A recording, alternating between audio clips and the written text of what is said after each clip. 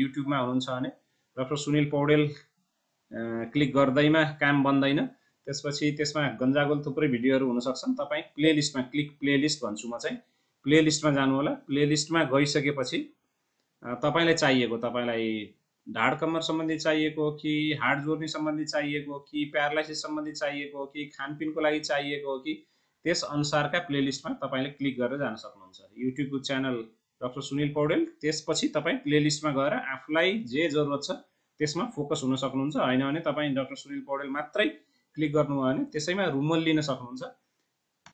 WhatsApp भाइबरमा call नगर्नु होला please, मेसेजै गर्नु होला। र मेसेज गर्दाखेरि यदि तपाईले रिप्लाई 2 दिनभित्र पाउनु भएन भने फेरि तपाईँ कहिलेकाहीँ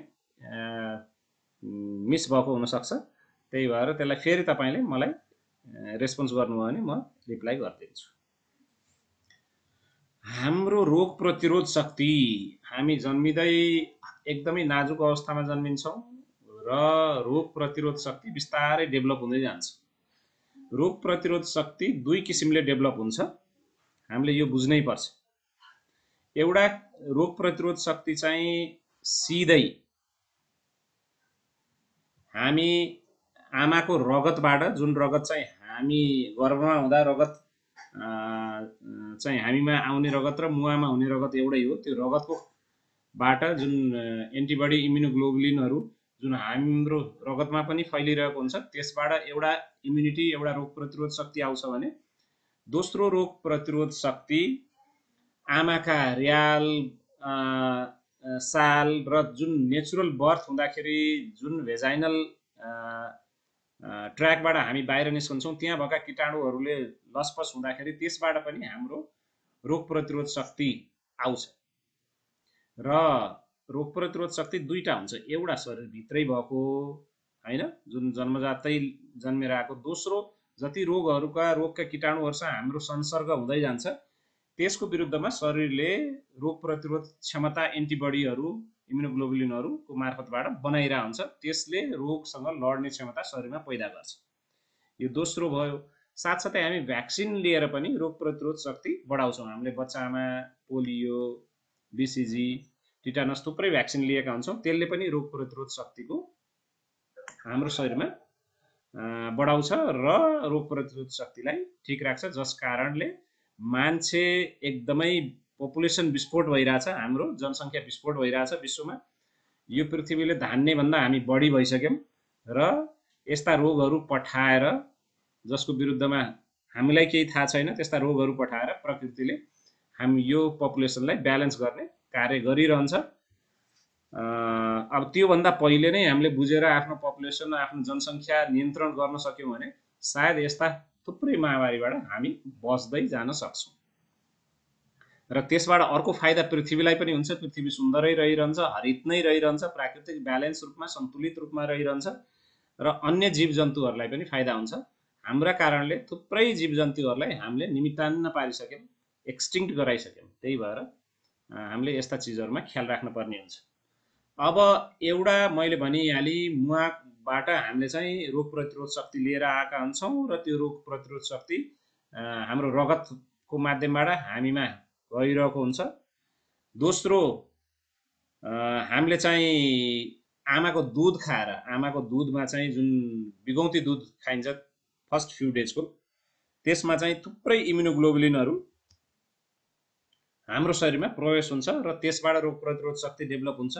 चौथो, आमाको जुन भेजाइनल ट्र्याकबाट हामी संसर्ग हुँदै बाहिर निस्कन्छौँ, त्यो र्याल आदि इत्यादि चिप्लो पदार्थ, त्यसले पनि, त्यसमा पनि थुप्रै कीटाणुहरू हुन्छन् जसले चाहिँ हाम्रो रोग प्रतिरोध शक्ति बनाउँछ।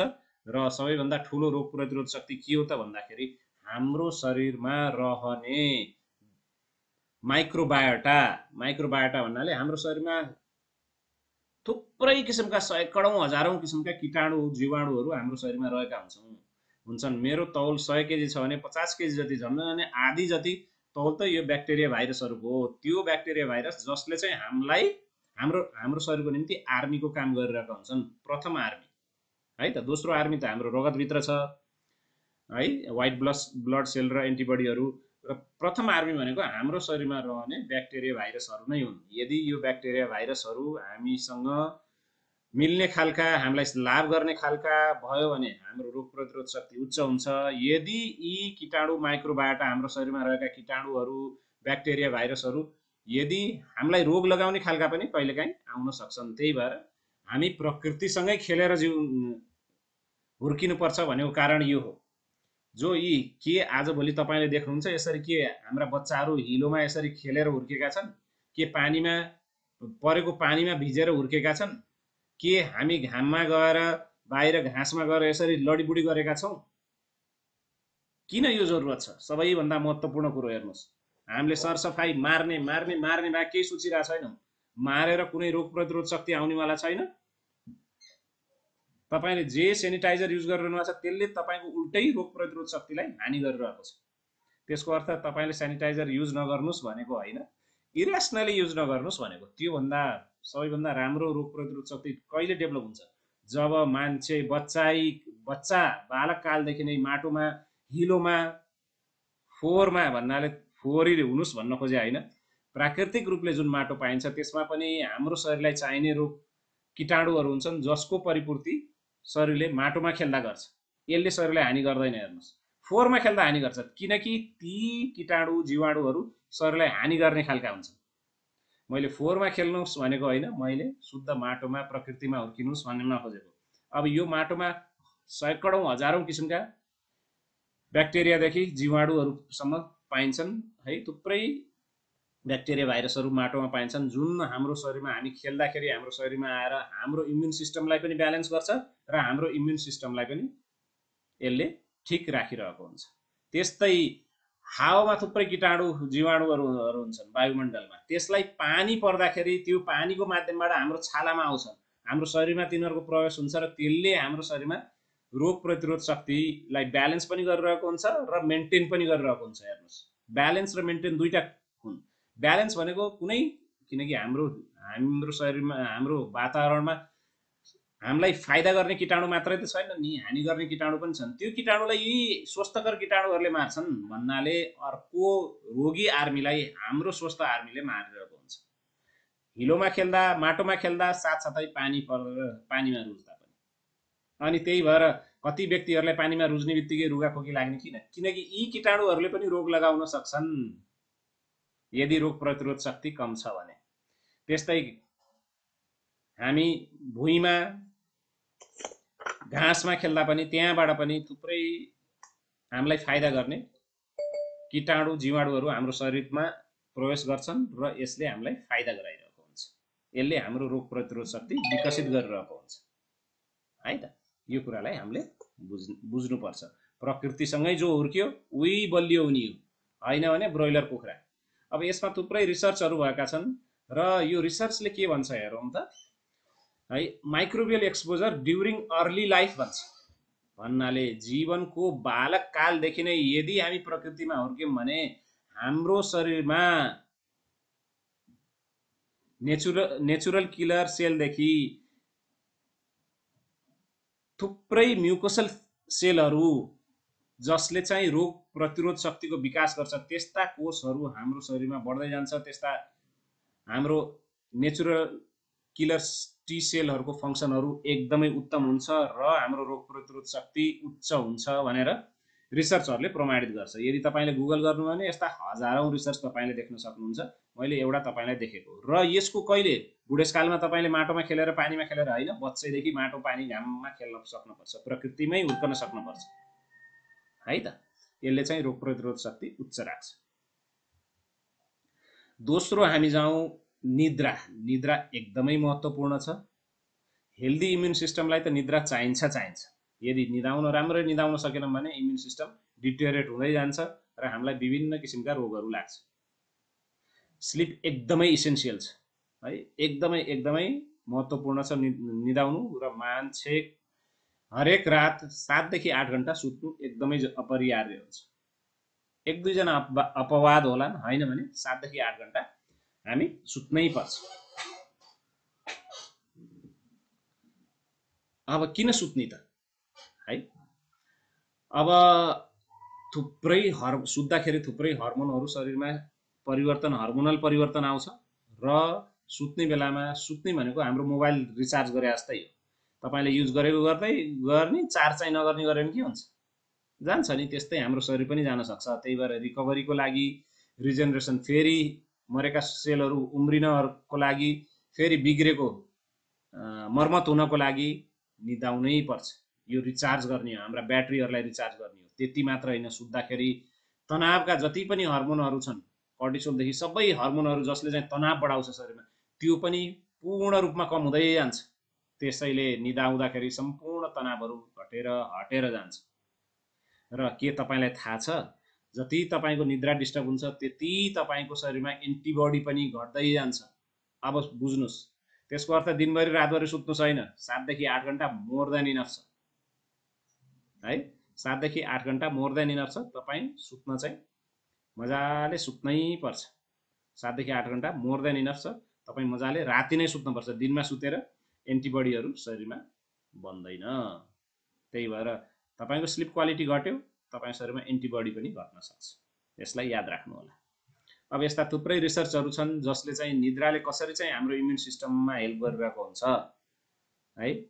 इन्टरल्युकिन, tumour necrosis factor, growth hormone, prolactin, cortisol, leukocyte, telomere length, यो थुप्रै प्रक्रियाबाट चाहिँ हाम्रो शरीरको इम्युन सिस्टम, हाम्रो रोग प्रतिरोध शक्तिलाई चाहिँ निद्राले एकदमै व्यवस्थित गरिरहेको हुन्छ है त। त्यही भएर यदि तपाईँलाई स्लिप डेप्रिभेसन छ, निद्रा पुगेको छैन भने एडाप्टिभ इम्युनिटी घट्दै जान्छ, लिम्फोसाइट काउन्ट घट्दै जान्छ, भ्याक्सिन एन्टिबडी रेस्पोन्स पनि घट्दै जान्छ। मैले भ्याक्सिन लिएँ भनेर मजाले जाँड पानी खाएर रातभरि तास खेलेर हुँदैन, निदाउनै पर्छ। त्यो पनि, त्यो एन्टिबडी पनि लाई पनि हानि गर्न सक्छ निद्रा नपुग्दाखेरि। त्यही भएर यदि तपाईँलाई आफ्नो रोग प्रतिरोध शक्ति उच्च राख्नु छ भने मजाले सुत्नुपर्छ है त। अब सुत्ने पछि दोस्रो, अब कसैलाई दिनमा सुत्ने कि नसुत्ने भन्ने प्रश्न जाग्ला।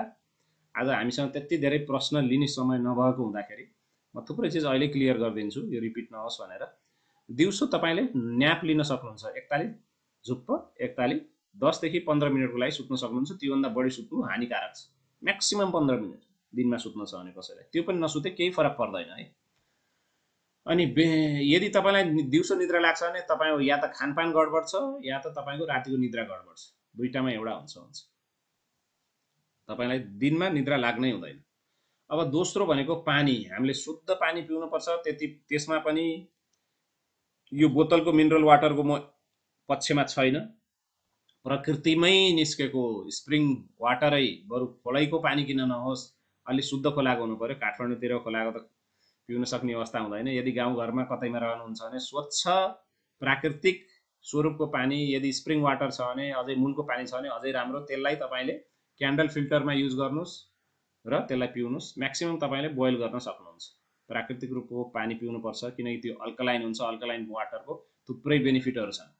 यसले हामीलाई पानी दिने हरेक कोष, हाम्रो शरीर भनेको पानी मात्रै त हो नि, झन्नै सम्पूर्ण रूपमा। यदि हाम्रो शरीरमा सबभन्दा बढी जे बढी छ त्यो पानी मात्रै हो। हेर्नुहोस्, झन् 70 देखि 85% हाम्रा विभिन्न तन्तुहरूमा पानीहरू हुन्छन्। कति तन्तुहरूमा त 90% पानी हुन्छ। त्यही भएर अनि हाम्रो शरीरमा भएका सम्पूर्ण विषहरूलाई पखालेर फाल्ने केले, पानीले। एउटा नगरपालिकाको, महानगरपालिकाको पब्लिक टोयलेट र हाम्रो घरको टोयलेटमा फरक के? पानीको कमी होइन। अनि तपाईँको शरीरलाई तपाईँले कम पानी पिउनुहुन्छ भने त्यही नगरपालिकाको पब्लिक टोयलेट बनाउने त हो नि, दुर्गन्ध र रोगै रोग। त्यही भएर पानी पिउन सुरु गर्नुहोस्। सम्पूर्ण टक्सिन जति पनि विषहरू छन् त्यसलाई फ्लस गर्न, त्यसलाई वास आउट गर्न, त्यसलाई पखाल्न पानी नै चाहिन्छ। पानीले इम्युनिटी, रोग प्रतिरोध शक्ति मेन्टेन गर्छ। हाम्रो शरीरको फ्लुइडहरू, थुप्रै रोग प्रतिरोध शक्ति चाहिँ फ्लुइडहरूबाट ब्यालेन्स भइरहेको हुन्छ, म्यानेज भइरहेको हुन्छ। त्यसलाई ब्यालेन्स गर्छ र सम्पूर्ण रूपमा शरीरलाई फाइदै गरिरहेको हुन्छ। र जबसम्म पानी हुँदैन, अक्सिजन हाम्रो शरीरमा यताउता जान सक्दैन है। फ्री रेडिकलहरूलाई निकाल्न गाह्रो हुन्छ। निद्रा राम्रो लाग्दैन, लिम्फ प्रोडक्सन राम्रो हुँदैन। जसले गर्दाखेरि चाहिँ रोग प्रतिरोध शक्ति घट्दै जान्छ। हेर्नुहोस्, त्यही भएर पानी एकदमै तपाईले सबभन्दा हाम्रो शरीरमा कडा भनेको हड्डी र दाँत हो। इभन हड्डीमा समेत 22% पानी हुन्छ, होइन भने अन्य तन्तुमा 75 देखि 83% पानी यहाँ देख्नु। इभन ब्रेनको कुरा गर्दाखेरि 75% पानी छ, अनि त्यो पानी तपाईँले नपिएपछि के हुन्छ? फाइदा मलाई हुन्छ, डक्टरलाई होइन, घुमिफिरी डक्टर कहाँ आउनै पर्छ। म कहाँ आउने बिरामी मध्ये 70% बिरामी त पानीकै कमी भएको देख्छु म। पानी, घाम यस्तै चिजको कमी छ। सागपात खान पर्ने चिज खानु छैन, खान नपर्ने चिज खानु छ, अनि फाइदा डक्टरलाई हुन्छ। त्यही भएर इम्युन सिस्टम फङ्सनलाई पानी चाहिन्छ। पानी पछि शुद्ध हावाको मैले कुरा गरिनँ, त्यसमा फेरि हामी जाउँला। अनि दोस्रो अर्को एकदमै महत्त्वपूर्ण कुरो भनेको व्यायाम है त। व्यायाम यदि तपाईँले राम्ररी पसिना निकाल्न सक्नु भएन भने तपाईँ रोगी त हुनुहुन्छ। तपाईँलाई कोरोनाले नै लान सक्छ, किनकि रोग प्रतिरोध शक्ति नै शरीरमा डेभलप हुन सक्दैन जसले पसिना बगाउन सक्दैन। कसरी पसिना बगाउनुस् मलाई केही मतलब भएन, पसिना चाहिँ बगाउनै पर्छ। हरेक व्यक्तिले पसिना बगाउनु पर्छ। जो व्यक्ति स्वस्थ हुन चाहन्छ पसिना बगाउनै पर्छ। तपाईँले घरमा खनेर पसिना बगाउन सक्नुहुन्छ, दौडेर पसिना बगाउन सक्नुहुन्छ, एक्सर्साइज गरेर पसिना बगाउन सक्नुहुन्छ, खेलेर पसिना बगाउन सक्नुहुन्छ, तर पसिना बगाउनु जरुरी छ। र मोडरेट हरेक सास फ्याफ्या हुनु र पसिना बगाउनु, यो एक्सर्साइजको लत, त्यो भनेको एक्सर्साइज हो। गएर 2टा योगा गर्दैमा तपाईँको रोग प्रतिरोध शक्ति एकदमै उच्च हुनेवाला छ भन्नेमा म विश्वासै राख्दिनँ। याद राख्नुहोस्, योगा नगर्नुहोस् होइन, सुनमा सुगन्ध हुन्छ। यदि तपाईँले पसिना बगाउने व्यायाम योगाको माध्यमबाट पनि गर्न सकिन्छ। योगा त्यस्तो डाइनामिक चिज, त्यही भएर योगको आफ्नै फाइदा छ, तर तपाईँले जे गरेर भए पनि पसिना बगाउनु जरुरी छ। र थुप्रै रिसर्चहरू भएको छन्। रिसर्चले के भन्छ भने बुढा वृद्ध अवस्थामा पनि यदि व्यायाम गरिरहेको, शारीरिक श्रम गरिरहेको, पसिना बगाइरहेको वृद्ध छ भने उसको रोग प्रतिरोध शक्ति एकदमै उच्च हुन्छ अर्कोको भन्दा।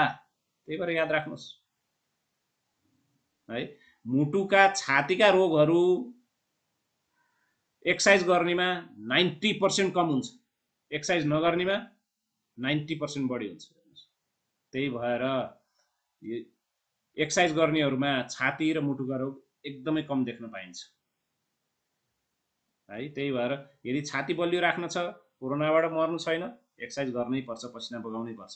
त्यति मात्र होइन, रिसर्चले के भन्छ भने exercise reduces the risk and severity of respiratory viral infection. Viral इन्फेक्सनले छातीमा पर्ने असरलाई समेत एक्सर्साइज गर्ने व्यक्तिमा एकदमै कम भएको पाइएको छ। रिसर्चले यस्तो भन्छ। अब एक्सर्साइज गर्ने नगर्ने तपाईँ आफै डिसाइड गर्नुहोस्। अब एक्सर्साइजले है हाम्रो रोग प्रतिरोध शक्तिमा एकदमै मद्दत गरिरहेको हुन्छ। हाइपोक्सिया घटाउँछ, इम्युन सेलको एक्सेसिबिलिटी बढाउँछ, ब्लड फ्लो बढाउँछ, इम्युन सेलहरूलाई बढाउँछ है। यस्ता इम्युन सेलहरू हाम्रो शरीरमा हुन्छन् जसलाई चाहिँ एक्सर्साइज व्यायामले एकदमै अप्टिमम अवस्थामा राख्छ। रोग प्रतिरोध शक्तिलाई एकदमै सन्तुलित र एकदम सक्रिय अवस्थामा व्यायामले नै राख्छ। व्यायाम छैन, जसरी तपाईँ बसेर खाइरहनु भएको छ तपाईँको इम्युन सिस्टम पनि त्यसरी बस्छ। हेर्नुहोस्, याद राख्नुहोस्, तपाईँ बस्नु भनेको तपाईँको इम्युन सिस्टम बस्नु हो। त्यसको अर्थ मलाई फाइदा हुनु हो। कालान्तरमा रोग प्रतिरोध शक्ति घट्दै जान्छ, शरीर ठिक गर्ने क्षमता घट्दै जान्छ, अनि फाइदा डक्टरलाई हुन्छ है त। त्यही भएर थुप्रै व्यायामका यस्ता थुप्रै फाइदाहरू छन्। यदि तपाईँले लिन चाहनुहुन्छ, बाँच्न चाहनुहुन्छ, स्वस्थ चाहनुहुन्छ, स्वस्थ रहन चाहनुहुन्छ, डक्टर कहाँ जान चाहनुहुन्न भने आजैदेखि पसिना बगाउन सुरु गर्नुहोस्। जसले पसिना बगायो ऊ नै स्वस्थ छ, जो फ्याँ भयो ऊ नै स्वस्थ छ। अन्य व्यक्ति बिस्तारै बिस्तारै रोगी हुन्छ। तपाईँले के खानुहुन्छ भन्दा पनि महत्त्वपूर्ण कति पसिना बगाउनुहुन्छ त्यो महत्त्व है त। त्यही भएर microbial killing, cytokine expression, antigen processing, presentation, जसलाई चाहिँ रोगहरू लाग्दाखेरि, इन्फेक्सनहरू हुँदाखेरि जसले चाहिँ कीटाणुहरू मार्छ, कीटाणुहरूलाई शरीर हाम्रो कोषभित्र छिर्न दिँदैन, कोषभित्र छिरे चाँडै किल गर्न सक्छ है। र शरीरको सिस्टम रोग प्रतिरोध शक्तिलाई ब्यालेन्समा राख्छ, त्यो व्यायाम नै हो। र व्यायाम हुँदाखेरि हाम्रो शरीरले कार्बोहाइड्रेटलाई ध्वस्त तालले लिन्छ। र तपाईँलाई याद राख्नुहोस्, भाइरसको खाना के हो? कार्बोहाइड्रेट हो। अहिलेको लेटेस्ट रिसर्चले के भन्छ भने जसले चिनी, biscuit, chow chow, junk food, fast food, अन्न जस्तै भात, गहुँ बढी मात्रामा खान्छ, त्यसलाई भाइरसले चाँडै एट्याक गर्न सक्छ र त्यो भाइरसको खाना हो। त्यही भएर अहिले नयाँ डाइट केही वैज्ञानिकहरूले प्रतिपादित गर्नुभएको छ, जसमा चाहिँ लो कार्बोहाइड्रेट खानै छ भने कम्प्लेक्स कार्बोहाइड्रेट मात्रै खाने भन्नुहुन्छ। सिम्पल कार्बोहाइड्रेट छुँदै नछुने, मैदा, बिस्कुट, चाउचाउ, पाउरोटी, दुनोट, फास्ट फुड, जङ्क फुड, प्याकेटका फुड, जुस, प्याकेटका खाना, बोतलबन्द पेय, तपाईँका इनर्जी ड्रिङ्क सबै विष हुन्, याद राख्नुहोस् है त।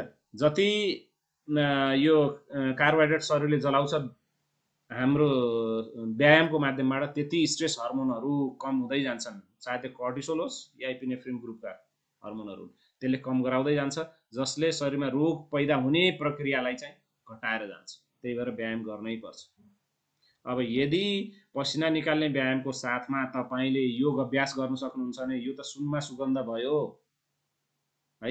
अहिले थुप्रै रिसर्चहरू भइरहेछन् र त्यसले के भन्छ भने योगले जिन एक्सप्रेसन, यदि जेनेटिक डिफेक्टहरू छ भने त्यसलाई सप्रेस गर्छ र जिन एक्सप्रेसनलाई चेन्ज गर्छ, जसले हाम्रो इम्युनिटी, रोग प्रतिरोध शक्तिलाई ब्यालेन्स र इन्हान्स गर्छ है त। त्यही भएर हामीले सधैँ याद राख्नुपर्छ, हाम्रो इम्युन सिस्टम बुस्ट गर्नलाई, रोग प्रतिरोध शक्ति सक्रिय राख्नलाई म बढाउने भन्दिनँ है त। यदि तपाईँसँग रोग प्रतिरोध शक्ति नै छैन भने त्यसलाई बढाउन सक्नुहुन्छ, यदि होइन भने सक्रिय राख्नु चाहिँ जरुरी हुन्छ है। योग अभ्यासले इम्युनिटी ठिक गर्छ, तनाव कम गर्छ। तनाव कम हुने बित्तिकै इम्युन सिस्टमले, हाम्रो शरीरले राम्रै काम गर्न सक्यो, क्वालिटी अफ लाइफलाई एकदम हाम्रो बढाउँछ। किनकि जिन्दगी भनेको बाँच्नु मात्रै त होइन नि, क्वालिटीले बाँच्नु हो, मजा गरेर जिन्दगीको मजा लिएर बाँच्नु हो। तपाईँ हिँड्नै सक्नुहुन्न, कतै जानै सक्नुहुन्न, केही गर्नै सक्नुहुन्न, रोग मात्रै छ, डक्टरलाई मात्रै भेटिरहनु पर्छ, मजा आयो त। यो व्यायाम माथि योग अभ्यासले यसको फाइदा दिइरहेको हुन्छ र त्यसमाथि पनि योग अभ्यास माथि पनि पहिला पसिना आउने व्यायाम गर्नु पर्यो। योगै गरेर पसिना निकाल्न सक्नुहुन्छ। योग भनेको त्यस्तो डाइनामिक चिज हो, जसरी पनि मोडिफाई गर्न सकिन्छ। यसलाई पर्सनलाइज रूपमा टेलर मेड बनाउन सकिन्छ। जसरी तपाईँको निम्ति टेलरले कपडा ठक्क फिट हुने बनाउँछ, त्यस्तरी योग अभ्यासलाई त्यही अनुसारले फिट गर्न सकिन्छ। पसिना निकाल्ने हो कि मसल बिल्ड गर्ने हो कि श्वास प्रश्वासको मात्रै गर्ने हो कि सब योग अभ्यासमा छ। त्यस्तै प्राणायाम छ, प्राणायामले त एकदमै महत्त्वपूर्ण छ। कोरोना भाइरसको आउटब्रेकमा थुप्रै रिसर्चहरू पनि भइसकेका छन्। यसले के भन्छ भने रेस्पिरेटरी सिस्टम, हाम्रो कोरोनाले एट्याक गर्ने भनेको हाम्रो श्वास प्रश्वास प्रणाली नै हो, त्यसलाई यसले एकदमै स्वस्थ राख्छ। र जति पनि हाम्रो शरीरमा कफहरू छन्, पैदा भइरहेका हुन्छन्, जसले चाहिँ लङ्सलाई, हाम्रो फोक्सोलाई ब्लक गर्न सक्छ, त्यसलाई निकाल्न सक्छ र फोक्सोहरूमा रक्त सञ्चार बढाउँछ र फोक्सोहरूलाई बलियो र रोग प्रतिरोध शक्ति फोक्सोको एकदम उच्च राख्छ र साथसाथै तपाईँलाई पोजिटिभ पनि त बनाउँछ। सकारात्मक चिन्तन जबसम्म डेभलप हुँदैन तबसम्म रोग त ठिक हुनै सक्दैन। सकारात्मक बनाउन पनि योग अभ्यास, प्राणायाम, ध्यान एकदमै महत्त्वपूर्ण हुन्छ। स्ट्रेस म्यानेजमेन्ट एकदमै महत्त्वपूर्ण हुन्छ, याद राख्नुहोस्। यसमा हजारौँ रिसर्चहरू छन् र यसले सबै प्रमाणित गरिसकेको छ। साथसाथै खानामा प्लान्ट बेस्ड फुड एकदमै बढी हुनुपर्छ। प्लान्ट बेस्ड भन्नाले भेजिटेरियन हुनु मात्रै होइन, तपाईँले सिम्पल कार्बोहाइड्रेट कम खानुमा पनि हो। थुप्रै भेजिटेरियन व्यक्तिहरू पनि रोगी भएको मैले पाएको छु, किनकि उहाँको खाना नै सन्तुलित छैन। चिल्लो मजाले ठोकेको छ, भेजिटेरियन भनेर चिल्लो ठोकेपछि रोग लागेन। मजाले गुलियो खाएको छ, अनि भेजिटेरियन भनेर चिल्लो गुलियो खानु भनेको त बरु मासु खानु राम्रो हो त्योभन्दा त।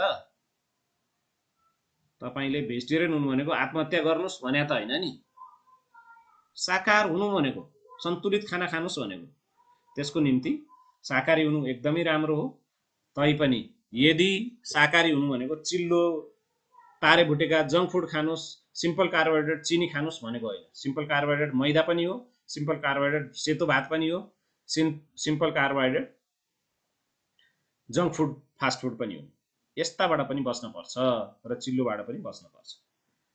र रिसर्चरले के भन्छ भने तपाईँको रोग प्रतिरोध शक्ति एकदमै उच्च राख्न है, रोग बढिरहेको अवस्थालाई घटाउन, वेट ठिक राख्न, क्यान्सर नहुने बनाउन, इन्फेक्सनबाट बस्न प्लान्ट फुड नै सबैभन्दा महत्त्वपूर्ण छ भनेर भनिएको छ।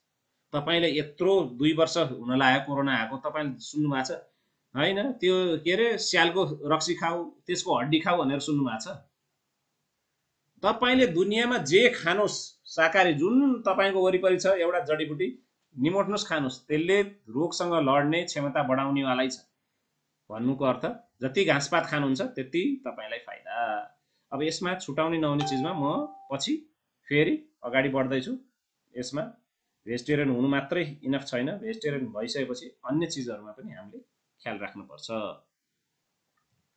Heart health, weight management, memory, energy level, आन्द्राको स्वास्थ्य, रोग बढ्ने प्रक्रिया घटाउनको निम्ति र रोग प्रतिरोध शक्ति उच्च राख्नको निम्ति प्लान्ट बेस्ड डायटमा जानुपर्छ। तर प्लान्ट बेस्ड डायट भनेको कम्प्लेक्स सिम्पल कार्बोहाइड्रेट हुँदै हैन है। आलु खानुस्, भात खानुस्, मैदा खानुस्, चिनी खानुस् भनेको होइन। त्यसमा पनि एकदमै याद राख्नुस् प्लान्ट बेस्ड डायट इम्युन फङ्सनको निम्ति एकदमै महत्त्वपूर्ण छ। फेरि म भन्छु जे जडीबुटी छ चबाउनु सबै भेजिटेरियन त हुन् है। र भिटामिन डी, अब भिटामिन डी ले इन्फ्लामेसन रोग बढ्ने प्रक्रिया घटाउँछ।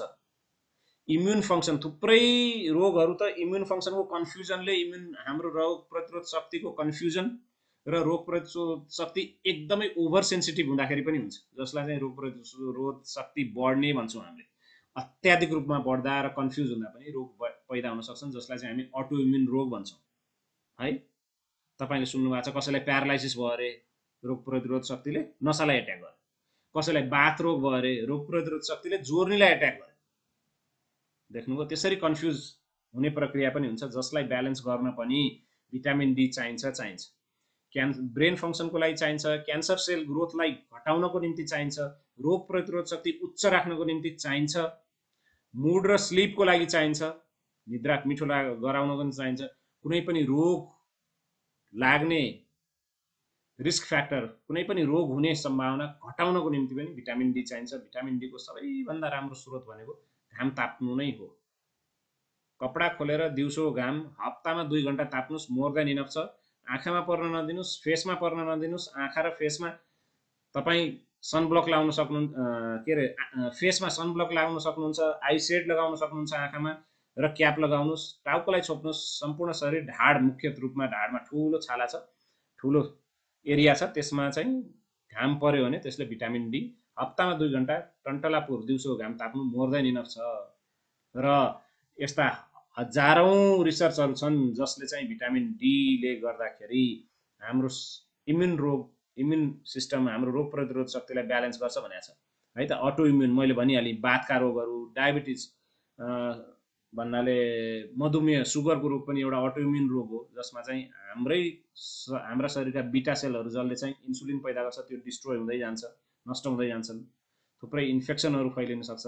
यस्ता चिजहरुलाई पनि घटाउन हामीले कपडा खोलेर घाम ताप्नै पर्छ है।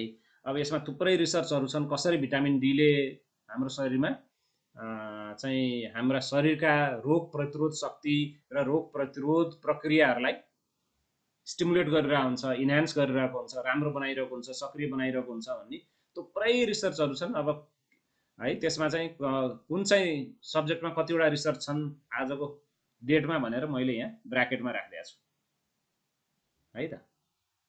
अटो इम्युन घट्नेदेखि साइटोकाइन प्रोडक्सन बढाउनेसम्म है, इन्टरल्युकिन बढाउनेसम्म यस्ता थुप्रै प्रक्रियाहरु छन् जसले चाहिँ हाम्रो रोग प्रतिरोध शक्ति, यी चाहिँ रोग प्रतिरोध हाम्रो शरीरका आर्मीहरु हुन् है।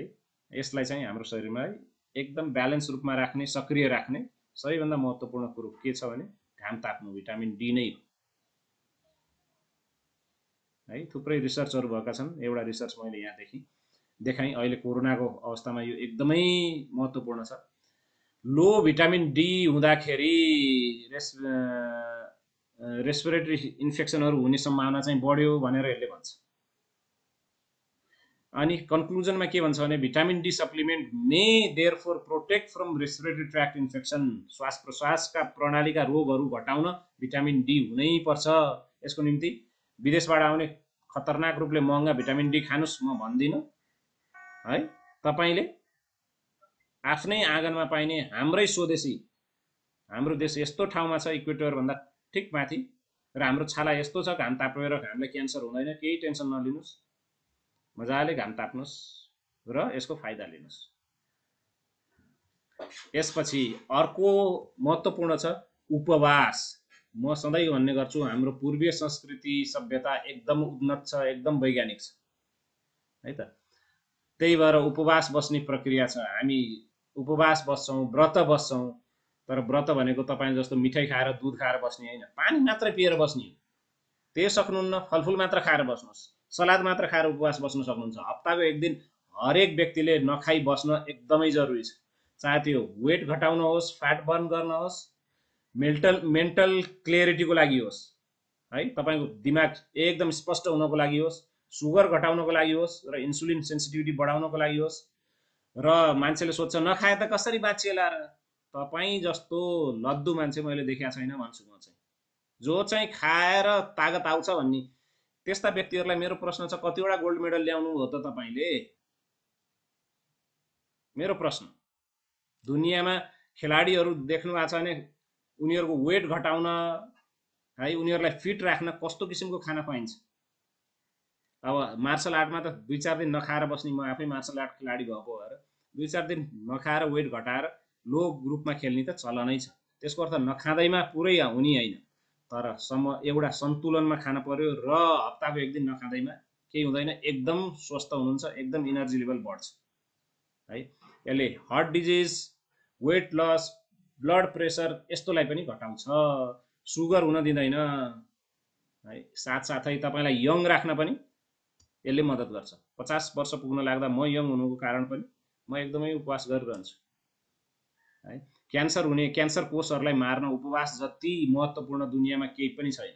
आजभोलि इभन केमोथेरापी दिइसकेपछि, रेडियोथेरापी दिइसकेपछि व्यक्तिहरूलाई इन्टरमिटेन्ट फास्टिङ गराइन्छ। र हाम्रो रोग प्रतिरोध शक्ति राम्रो राख्न पनि यो जति महत्त्वपूर्ण केही छैन। हाम्रो शरीरमा अक्सिडेटिभ स्ट्रेस जसले चाहिँ रोग लगाउँछ, बुढ्यौली लिएर आउँछ चाँडै है, इन्फ्लामेसन बढाउँछ, त्यस्तालाई र थुप्रै रोगहरूलाई प्रिभेन्ट गर्न र रोग प्रतिरोध शक्ति सक्रिय राख्न हामीले हप्ताको एक दिन फास्टिङ गर्नै पर्छ। अनि थुप्रै व्यक्तिहरू भन्छन् इन्टरमिटेन्ट फास्टिङ, त्यो डक्टरले भने, ऊ डक्टरले भने, के डक्टरले भन्नु पर्यो? हाम्रो संस्कृतिमा के छ, घाम अस्ताउनुभन्दा अगाडि खानुहोस् भनेर लेखा छैन? घाम अस्ताउनुभन्दा अगाडि खाएपछि 16 घन्टा त त्यति हो भने तपाईँ पेट खाली नै हुन्छ। इन्टरमिटेन्ट फास्टिङ तपाईँको संस्कृतिमा छ। हामी यति बुद्धु र पाखण्डी छौँ, हाम्रा वैज्ञानिक चिजहरू भुल्छौँ, अनि एउटा सेतो छालाले त्यही भन्यो त्यो भने ठुलो कुरो हो हाम्रो लागि है त। यस्ता हजारौँ फाइदाहरू उपवासले दिन्छ। त्यही भएर हामीले उपवासमा एकदम ध्यान दिनुपर्छ। र अहिले यही हाम्रो संस्कृतिलाई अहिले आएर केही रिसर्चर, केही वैज्ञानिकहरूले पनि प्रमाणित गर्दै छन्, अटोफेजी भन्नाले, जसले चाहिँ हाम्रो कोषले, हाम्रा शरीरका त्यस्ता कोषहरू जो चाहिँ जरुरी छैन, जसले रोग पैदा गरिरहेछन्, जसले भोलि क्यान्सर गर्न सक्छन्, त्यस्ता कोषहरूलाई हाम्रो शरीरले आफै मार्ने यो अटोफेजी भन्ने प्रोसेस हो। यसले गर्दाखेरि हामी यङ हुन्छौँ, हाम्रो मेटाबोलिजम उच्च रहन्छ, ब्रेन हेल्थ, क्यान्सर घट्छ, मुटुको रोगको सम्भावना घट्छ। यो अटोफेजी भन्ने प्रोसेस, अटोफेजी र फास्टिङमा एकजना वैज्ञानिकले अनुसन्धान गरेर नोबेल प्राइज पाउनुभयो है त। र जुन हाम्रो शरीरमा काम नलाग्ने कोषहरू छन्, रोग पैदा गर्ने कोषहरू छन्, त्यसलाई ध्वस्त पार्न, त्यसलाई खान, आफै खाएर नष्ट गर्ने प्रोसेसलाई अटोफेजी भनिन्छ। यो प्रोसेसलाई समेत फास्टिङ, उपवास, व्रतले हेल्प गरिरहेको हुन्छ। व्रत भनेको तपाईँले जस्तो कोकाकोला, फ्यान्टा, दुध, मिठाई खाएर व्रत बस्ने होइन। सक्नुहुन्छ भने पानी मात्रै पिएर व्रत बस्नुहोस्, डक्टरको सुपरभिजनमा गर्नु भने अझै राम्रो फाइदा। सक्नुहुन्न, तपाईँले फलफुल मात्र खाएर पनि हप्ताको एक दिन व्रत बस्न सक्नुहुन्छ। र हरेक दिन तपाईँ यदि सक्नुहुन्छ भने घाम अस्ताउनुभन्दा अगाडि नै खाएर सिद्ध आउनुहोस्। र बिहानको खाना यदि घाम अस्ताउनु भनेको 5 बजे अगाडि खानुहोस्, अनि बिहानको फर्स्ट ब्रेकफास्ट 9 बजे खानुहोस्। इन्टरमिटेन्ट फास्टिङ त हाम्रो संस्कृति हो के, कुनै वैज्ञानिक आएर कुनै सेतो छाला आएर हामीलाई सिकाउनु पर्दैन। हाम्रो संस्कृति हो, हामी पाखण्डी भयौँ, बिर्स्यौँ है। धर्म कर्म त हाम्रो लागि पाखण्ड मात्रै नै छ, अहिले देखाउन मात्रै हो। हेर्नुहोस्, त्यसको वैज्ञानिक महत्त्व त हामीले उहिल्यै बिर्स्यौँ। ल, अटोफेजीले गर्दाखेरि क्यान्सर है, कार्डियोमायोपेथी, मुटुका रोगहरू, इन्फेक्सनहरू, फ्याटी लिभर भन्ने रोगहरू, मधुमेह, neuro degenerative disease, Alzheimer's, Parkinson जस्ता रोगहरू पनि आउन दिँदैन भनेर स्पष्ट रूपमा रिसर्चले प्रमाणित गर्यो। उसले नोबेल प्राइज जित्यो। केबाट नोबेल प्राइज जित्यो? हाम्रो संस्कृतिबाट। हेर्नुहोस्, यस्ता रिसर्चका केही चिजहरू, मैले केही शब्दहरू, केही कन्क्लुजनहरू यहाँ प्रस्तुत गरेको छु। फास्टिङले कसरी वेट घटाउँछ, इन्सुलिन सेन्सिटिभिटी कसरी बढाउँछ, जसले गर्दाखेरि सुगर हुन पाउँदैन, रोग लाग्न पाउँदैन, अल्जाइमर्स र पार्किन्सन डिजिज लाग्न पाउँदैन, फ्री रेडिकल ड्यामेज, तपाईँ चाँडै बुढो हुनुहुन्न, रोगी हुनुहुन्न, हड्डी चाँडै खिँदैन। यस्ता हजारौं लाखौं चिजहरू छन् जसलाई उपवासले, व्रत बस्नुले एकदमै हेल्प गरिरहेको हुन्छ। साथसाथै हाम्रो कोषहरू, नराम्रो कोषहरू, क्यान्सर कोषहरूलाई मार्छ है, रोगी कोषहरूलाई ठिक बनाउँछ, ब्रेनलाई चुस्त दुरुस्त राख्छ, हर्मोनलाई एकदमै ब्यालेन्स र सन्तुलित अवस्थामा राख्छ। हाम्रो शरीरमा अक्सिडेटिभ स्ट्रेस र इन्फ्लामेसनलाई पनि उपवासले, खाना नखानुले उत्तम राखिरहेको हुन्छ है त। अब यो उपवासले स्टेम सेल ग्रोथलाई पनि हेल्प गरिरहेको हुन्छ, जसले चाहिँ रिजेनरेसन र फेरि तपाईँ यङ जस्तो देखिनुहुन्छ है त। तपाईँलाई बलियो पनि बनाउँछ। याद राख्नुहोस्, नखाएर बलियो हुन सकिन्छ। यो विज्ञानलाई उपवास भनिन्छ। कसरी नखाएर बलियो हुन्छ? खाँदाखेरि के हुन्छ? तपाईँले विषहरू पैदा गर्नुभएको हुन्छ है, खाँदाखेरि विषहरू पैदा भइरहेको हुन्छ। शरीरको इनर्जी, शरीरको शक्ति केमा लागिरहेको हुन्छ? खाना छ, पचाउन, टुक्राउन छ, पचाउन छ, निकाल्न छ, त्यसैमा हुन्छ। जब तपाईँले खाना छोडिदिनुहुन्छ, यो खाना पचाउने यो जुन भित्रको हाम्रो जुन मेसिन छ, त्यो मेसिन बन्द हुन्छ। त्यो मेसिन केमा लाग्छ त? अब शक्ति केमा जाने भयो भने हाम्रो शरीरमा टुटफुटहरू सच्याउने है, हाम्रो कता रिपेयर हुन छ त्यो रिपेयर गर्ने, कुनै बिग्रेका मर्न पर्ने क्यान्सरका कोषहरू मार्ने, शरीरलाई शुद्धिकरण गर्नेतिर शरीरको इनर्जी लाग्छ। यसलाई उपवास भनिन्छ है त। त्यसमा रेस्ट पनि गर्नु जरुरी छ। र यसरी हाम्रो उपवासले IGF-1, PKA-1 लाई घटाउने पनि काम गर्छ है, स्ट्रेस रेजिस्टेन्स र सेल्फ रिन्युअल बढाउँछ, र व्हाइट ब्लड सेललाई र हाम्रो रोग प्रतिरोध शक्तिलाई पनि यसले एकदमै स्टिमुलेट गरिरहेको हुन्छ। त्यही भएर नखाएर पनि रोग प्रतिरोध शक्ति बढाउन सकिन्छ। अब सुपर फुडहरुमा जाउँ। खानै पर्ने खाना के हो त है? सुपर फुड भनेर तपाईले कतै क्याप्सुल किनेर खानु पर्दैन। यी जताततै पाइन्छन्, तर हामीले यसलाई नेग्लेक्ट गर्छौं र आजभोलि मोनोक्रपिङ बढ्दैछ।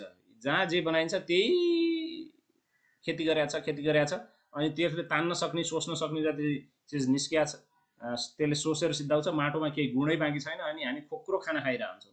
त्यही भएर न सप्लिमेन्टको जरुरत पर्छ। ल अब जाउँ सुपर फुडमा। सुपर फुड के हो त? ग्रीन फुडहरु, व्हीट ग्रास, गहुँको जमरा, जौको जमरा, सीविड्स र एल्गी, समुद्री घाँस पातहरु, झ्याउहरु, यो सुपर फुडमा नम्बर 1 मा राख्छु म है। यो एकदमै महत्त्वपूर्ण हुन्छ ग्रीन फुडहरुमा। यसलाई चाहिँ हरित रक्त पनि भनिन्छ है, हरियो रगत पनि भनिन्छ ग्रीन फुडहरुलाई। त्यही भएर यदि तपाईलाई हरियो रगत पिउन मन छ, हरियो रगत यही हो। समुद्री एल्गी, झ्याउ र समुद्री सागपात र व्हीट ग्रास र बार्ली ग्रास। व्हीट ग्रास भनेको गहुँ र जौको जमरा पनि प्रयोग गर्न सक्नुहुन्छ। भेजिटेबल र सलाद, यो हामी नेपालीले खाँदै नखाने चीजहरुलाई चाहिँ मैले सुपरमा राखेको छु है त। भेजिटेबल र सलाद त हामी खाँदै खाँदैनौं। सलाद खायो भने त्यो भैँसीले खान नसक्ने जस्तो एउटा हुन्छ, अनि त्यो गाईलाई दियो भने गाईले पनि नखाला। भेराइटी अफ सलाद बनाएर खान सकिन्छ, भेजिटेबलहरु खान सकिन्छ, त्यसको सेवन गरौँ। फ्रुट्स र नट्स, सिजन अनुसारको फलफुलहरु हामीले खानुपर्छ। नट्समा सबैभन्दा महत्त्वपूर्ण आलस, आलसको गेडा भुटेर तपाईले छोप बनाएर राख्न सक्नुहुन्छ, सधैँ खाने गर्नुस्। अलमोन्ड है, हाडे बदाम एकदमै नछुटाउनुस्। फर्सीका बिया पनि हुन सक्छन् है, ओखर हुन सक्छ, एकदमै राम्रा नट्सहरु यी हुन्। हामी चाहिँ फेरि काजु खान्छौं। काजुले खासै फाइदा गर्दैन। काजु हाई इन कार्बोहाइड्रेट, नचाहिने फ्याट बढी छ। राम्रो शरीरलाई एकदमै महत्त्वपूर्ण इसेन्शियल फ्याटी एसिड यी चीजहरुमा नै छ। बदाम, आलस, ओखर, फर्सीका बिया एकदमै राम्रा गेडागुडीहरु हुन् है त। फर्मेन्टेड फुड, हामीले फर्मेन्टेड फुड त अब तपाई डाक्टर कहाँ जानुभयो भने उसले खानाको बारेमा थाहा छैन, कसरी डाक्टर भन्ने? उले पढ्नु छ न कतै रिसर्च गर्नु छ, तपाईलाई के भनिदिन्छ? हैन सिन्की गुन्द्रुक नखा, सिन्की गुन्द्रुक कसरी खा त्यो अमृत हो भनेर भन्दैन। सिन्की गुन्द्रुकलाई ज्वाइँ पारेर झोल बनाएर खाने होइन। सिन्की गुन्द्रुकलाई मजाले पानीमा राखेर अचार बनाएर खाने फ्रेस रूपमा, किनकि फर्मेन्टेड फुडलाई बायोलोजिकल एक्टिभ फुड भन्छु म चाहिँ। यो चाहिँ एकदमै प्रशस्त खानुपर्छ। यसलाई म फेरि एकछिनपछि फेरि यसलाई प्रकाश पार्नेछु। त्यस्तै जर्मिनेटेड फुड, अङ्कुरित अन्नहरू हामीले प्रशस्त खानु गर्नुपर्छ। अङ्कुरित अन्न भन्नाले जति पनि गेडागुडी छन्, गेडागुडीमा लेक्टिनदेखि थुप्रै एन्टी न्युट्रियन्टहरू हुन्छन्। त्यसलाई कम गर्न पनि यिनीहरूलाई उमार्नै पर्छ। जति उमारेर खाए त्यति फाइदा गर्छ। जसलाई गेडागुडी खाने बित्तिकै बाथरोग लाग्छ अथवा हड्डी सड्डी दुख्ने, जोर्नी दुख्ने हुन्छ भन्न त उहाँले बाथरोग भन्नुहुन्छ, म चाहिँ भन्दिनँ। यो चाहिँ लेक्टिन एलर्जी पनि हुनसक्छ। त्यस्ता व्यक्तिलाई गेडागुडी खानै पर्छ। हेर्नुहोस्, क्याल्सियम, भिटामिन, मिनरल्सको यो एकदम उत्तम स्रोत हो। प्रोटिनको एकदमै राम्रो स्रोत हो भेजिटेरियन व्यक्तिहरूमा। त्यही भएर यिनीहरूलाई भिजाउने एक रात, अनि त्यसपछि अर्को 1-2 दिन उमार्ने, चिसो पानी छम्केर कपडामा राखेर उमारेपछि त्यसलाई तपाईँले काँचै खान नि सक्नुहुन्छ, क्वाटी बनाएर, झोल बनाएर, कुकरमा राखेर पनि खान सक्नुहुन्छ। त्यो एकदमै राम्रो फुड हो। त्यस्तै कोलोस्ट्रम, बिगौती पनि एकदमै सुपर फुड हो। सुपर फुड हो। ब्लकबस्टर फुड भन्छन् नि, सुपर हिट त्यसपछि ब्लकबस्टर भने जस्तै कोलोस्ट्रम पनि, बिगौती पनि एकदमै सुपर फुड हो। यसको पनि हामीले सेवन गर्नुपर्छ। अन्न खाँदाखेरि होल ग्रेन ब्राउन राइसै खान पर्यो। सबैभन्दा राम्रो अन्न भनेको कोदो नै हो। यसलाई प्रोसेस गर्न एकदम गाह्रो छ। कोदो जति राम्रो अन्न दुनियाँमा छैन। गर्मी होस् जाडो होस्, होइन कोदोले गर्मी गर्छ, यो गर्छ, ऊ गर्छ भने मैले एक गर्मीदेखि सुरु गरेर यो गर्मीसम्म म पुगिसकेँ। झन् 1-1.5 वर्ष मैले हप्तामा के अरे दिनमा 2टा डिस कोदोको खा हुन्छु। ब्रेकफास्ट, लन्च अथवा स्न्याक्स, डिनर। मलाई केही भएको छैन, मेरो परिवारलाई केही भएको छैन, म स्वस्थ छु, परिवार स्वस्थ छ है। त्यही भएर होल ग्रेन्स नै खानुपर्छ। र ग्रेन्स अन्नमा सबैभन्दा राम्रो अन्न दुनियाँमा केही छ भने त्यो कोदो हो। दोस्रोमा कागुनो हो, तेस्रोमा ब्राउन राइस हो। गहुँ म सकेसम्म नखान नै अनुरोध गर्छु। लेग्युम्स गेडागुडीको मैले अघि नै कुरा गरेँ, गेडागुडी खानै पर्छ। गेडागुडी खाँदाखेरि उमारेर खानु अझै राम्रो। अब एन्टी कोरोना फुड के हुन सक्छन् त, त्यसमा जाउँ है त। एन्टी कोरोना फुडहरू यी चाहिँ एन्टी कोरोना फुड हुन् है। एन्टी कोरोनासँग लड्न सक्ने क्षमता भएका कोकोनट है, नरिवल, काँचो नरिवलमा अथवा नरिवलको तेलमा थुप्रै फ्याटी एसिडहरू हुन्छन् जसले चाहिँ कोरोना कीटाणुलाई मार्न सक्ने क्षमता भएको हुन्छ। त्यो बाहिरको कोरोनाको बाहिरको लेयरै जलाउन सक्ने क्षमता भएको हुन्छ। त्यस्तै फ्ल्याक्सिडमा अर्थात् आलसमा पनि यो हुन्छ। यस्ता फ्याटी एसिडहरू हुन्छन् जसको चाहिँ शरीरलाई जरुरत पर्छ। त्यस्तै अर्को राम्रो खाना भनेको बटर र घिउ पनि हो है। यसमा पनि त्यस्ता फ्याटी एसिडहरू हुन्छन् जसले चाहिँ कोरोनासँग लड्न सक्ने क्षमता बढाउँछ। त्यही भएर बटर र घिउ पनि सकेसम्म सेवन गर्नु जरुरी हुन्छ। अब बटर र घिउ सेवन गर्दाखेरि गाईले घाँस खाएको भयो भने यसमा फ्याटी एसिड, हाम्रो शरीरलाई चाहिने रोग प्रतिरोध शक्ति बढाउने फ्याटी एसिड बढी हुन्छ। त्यो गाईले दाना खायो भने म त्यो गाईको कुनै ग्यारेन्टी लिन सक्दिनँ। त्यही भएर आफैले गाईलाई घाँस खुवाउनुहोस्। घाँस खाएको गाईको, अझै पहाडमा हाम्रा जडीबुटी खाएको गाईको घिउमा पाइने फ्याटी एसिडहरूको कन्सन्ट्रेसनै फरक हुन्छ, कम्पोजिसनै फरक हुन्छ। त्यसले चाहिँ रोग प्रतिरोध शक्ति घटाउँछ। र यी 3वटा चाहिँ तेल चिल्लोहरू शरीरको लागि एकदमै स्वस्थ छन्। सुपहरूको तपाईँले सेवन गर्न सक्नुहुन्छ। कोरोना लाग्दाखेरि सुप भन्नाले झोलिलो बनाएर खाने, जसमा ज्वानो, मेथी आदि इत्यादि फुराएर खान सक्नुहुन्छ है। थोरै मरिच, बेसार ठोकेर खान सक्नुहुन्छ। यसमा सुपहरू पनि हाम्रो एन्टी कोरोना फुडमा पर्छन्। र हड्डीको सुपहरू खान सक्नुहुन्छ तपाईँले है, यदि नन भेज हुनुहुन्छ भने। अन्डा खान सक्नुहुन्छ। प्रोटिन रिच डायटले चाहिँ कोरोना फाइट गर्न हेल्प गर्छ भनेर 12-13वटा रिसर्च मैले भर्खरै हेरेको थिएँ।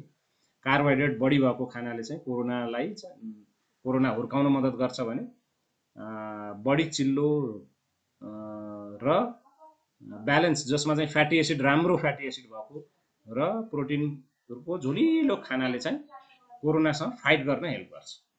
त्यस्तै पाइनएप्पल है, भुइँकटरमा ब्रोमोलिन भन्ने तत्त्व पाइन्छ जसले कोरोनासँग फाइट गर्न एकदम हेल्प गर्छ। कोरोनालाई नष्ट गर्न पनि त्यसले हेल्प गर्छ। र छातीको स्वास्थ्य छाती र फोक्सो बनाउन पनि त्यसले हेल्प गर्छ। लिफी भेजिटेबल र साइट्रस फ्रुट, यसमा चाहिँ vitamin, minerals, protein, complex carbohydrate, antioxidant एकदमै बढी हुन्छन् है त। त्यही भएर हाम्रो शरीरलाई चाहिने माइक्रोन्युट्रिएन्ट, चाहे त्यो एन्टिअक्सिडेन्ट हुन्, भिटामिन्स हुन्, मिनरल्स हुन्, त्यो चाहिँ लिफी भेजिटेबल र साइट्रस फ्रुटमा हुन्छ। र साथसाथै भिटामिन सी को मात्रा उच्च हुन्छ। भिटामिन सी बिना हामीले कोरोनासँग फाइट गर्न सक्दैनौँ। त्यही भएर साथसाथै पानी प्रशस्त पिउनु पर्यो। अघि पानीको कुरा गरिसकेँ मैले। सनलाइट, घाम ताप्नै पर्यो, भिटामिन डी यसले दिन्छ। यी चाहिँ एन्टी कोरोना फुड हुन्। र यस्तै मैले 2-4वटा रिसर्चहरू यहाँ प्रस्तुत गरेका छु, जसमा चाहिँ भाइरस इन्फेक्सनहरूमा कसरी व्हिट ग्रास जुस है ले चाहिँ हेल्प गर्छ भनेर है। जौको, गहुँको जमराहरूले कसरी भाइरस इन्फेक्सन हुँदाखेरि त्योसँग लड्नलाई मद्दत गर्छ भनेर यसमा दिइएको छ। अब हामी जाउँ सीविड्स भन्नाले समुद्री घाँसपात। समुद्री घाँसपात ब्लू ग्रीन एल्गी, स्पिरुलिना, ओकामे, केल्पी, नोरी, हिजाकी, यस्ता थुप्रै झ्याउ र एल्गीहरू र साथसाथै सागपातहरू समुद्र मुनि पनि पाइन्छन्। र त्यसमा हाम्रो शरीरलाई चाहिने ट्रेस एलिमेन्ट्स, मिनरलहरू, सेलेनियम होस्, आयोडिन होस्, एन्टिअक्सिडेन्ट होस्, ओमेगा 3 फ्याटी एसिडहरू हुन्, प्रोटिनका विभिन्न हाम्रो शरीरलाई चाहिने एमिनो एसिड हुन् जुन चाहिँ हाम्रो शरीरले बनाउन सक्दैन, क्लोरोफिल होस्। यस किसिमका न्युट्रिसनली कन्सन्ट्रेटेड फुड भन्छु म चाहिँ, यस्तो यसमा पाइन्छ। त्यही भएर हामी सुपरमार्केट गएका छौँ भने कुन चाहिँ बिस्कुट, कुन चाहिँ चक्लेट खोज्ने होइन कि सीविड कहाँ छ त्यो खोज्ने हो, फर्मेन्टेड फुड कहाँ छ त्यो खोज्ने हो, किम्ची कहाँ छ त्यो खोज्ने हो, सर्क्रेट कहाँ छ त्यो खोज्ने हो, डाउची कहाँ छ त्यो खोज्ने हो। खोज्नु भएको छ? यो नामै सुन्नु भएको छैन होला, तपाईँ कसरी स्वस्थ हुने? अब यस्तै सुपर सीविडले चाहिँ हाम्रो रोग प्रतिरोध शक्ति कसरी बढाउँछ र यो एचआइभी भाइरससँग पनि यसले लड्न सक्छ भनेर भाइरस र यो सीविडहरूको चाहिँ एन्टिभाइरस काम गर्छ भनेर रिसर्चहरू भएको छन्। त्यसका केही रिसर्चहरू मैले यहाँ प्रस्तुत गरेका छौँ। र सागपात खाँदाखेरि हामीले छुटाउन नहुने खाना भनेको इलियम ग्रुपको है खानाहरू एकदमै बढी खानुपर्छ। त्यसका पातहरू र साथसाथै जिन्जर, गार्लिक, अनियन भन्नाले प्याज, लसुन र अदुवा, यी एन्टी कोरोना खानामा पनि पर्छन्, एन्टी कोरोना जडीबुटीमा पनि पर्छन्। त्यस्तै क्याप्सिकम जातको फलफुलहरू, के अरे तरकारीहरू खानुहोस्। हामी सबैले नेग्लेक्ट गरेको खोले घाँस हो। दुनियाँमा सबैभन्दा बेस्ट खाना के हो भनेर 85,000 खानामाथि रिसर्च हुँदाखेरि फर्स्ट खाना आएको थियो अलमोन्ड अर्थात् हाडे बदाम, र दोस्रोमा खोले घाँस भनेर आएको थियो। हेर्नुहोस्, यो अहिलेसम्म दुनियाँमा यत्रो ठुलो रिसर्च अहिलेसम्म भएको थिएन। 85,000वटा खानाको कम्पेयर गर्दाखेरि बेस्ट खानामा दोस्रो नम्बरमा खोले घाँस पर्छ। हामीले सबै बिर्सेका छौँ। हामी भनेका हिरा बेचेर ढुङ्गा किन्ने मान्छे हौँ है। अनि सिजनल फ्रुट खाने गर्नुहोस्। बेरी जात, अहिले बेरी भन्नाले काफल, त्यस्तै ऐसेलु यस्ता जातका फलफुलहरू, प्रशस्त सिजनल फलफुलहरू छन्, त्यो खाने गर्नुहोस्। ड्राइड फ्रुट र नटको मैले कुरा गरिसकेँ के बेस्ट छन् भनेर मैले अघि भनिसकेको छु।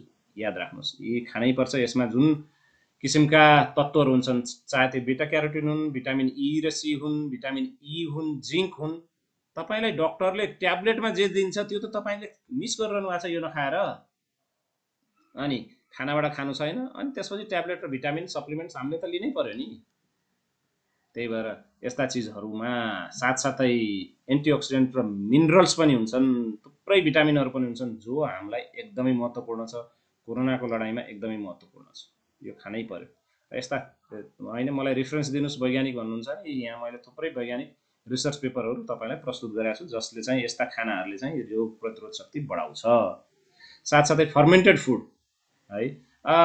तपाईँलाई डक्टरले बाथरोगमा सिन्की गुन्द्रुक नखा भने होला, डक्टरै होइन, त्यसले अध्ययनै गरेको छैन। बाथरोगको उपचारमा प्रयोग हुन्छ। तपाईँलाई थाहा छ सिन्की गुन्द्रुकको पाउडर अल्सरको उपचारमा प्रयोग गरिन्छ भनेर? इन्डियाको एकजना डक्टरले भर्खर त्यसको पेटेन्ट राइट लिँदै हुनुहुन्छ। हेर्नुहोस्, हाम्रो खाना अर्कोले पेटेन्ट दिन्छ अनि हामी चाहिँ त्यो क्याप्सुल खान्छौँ।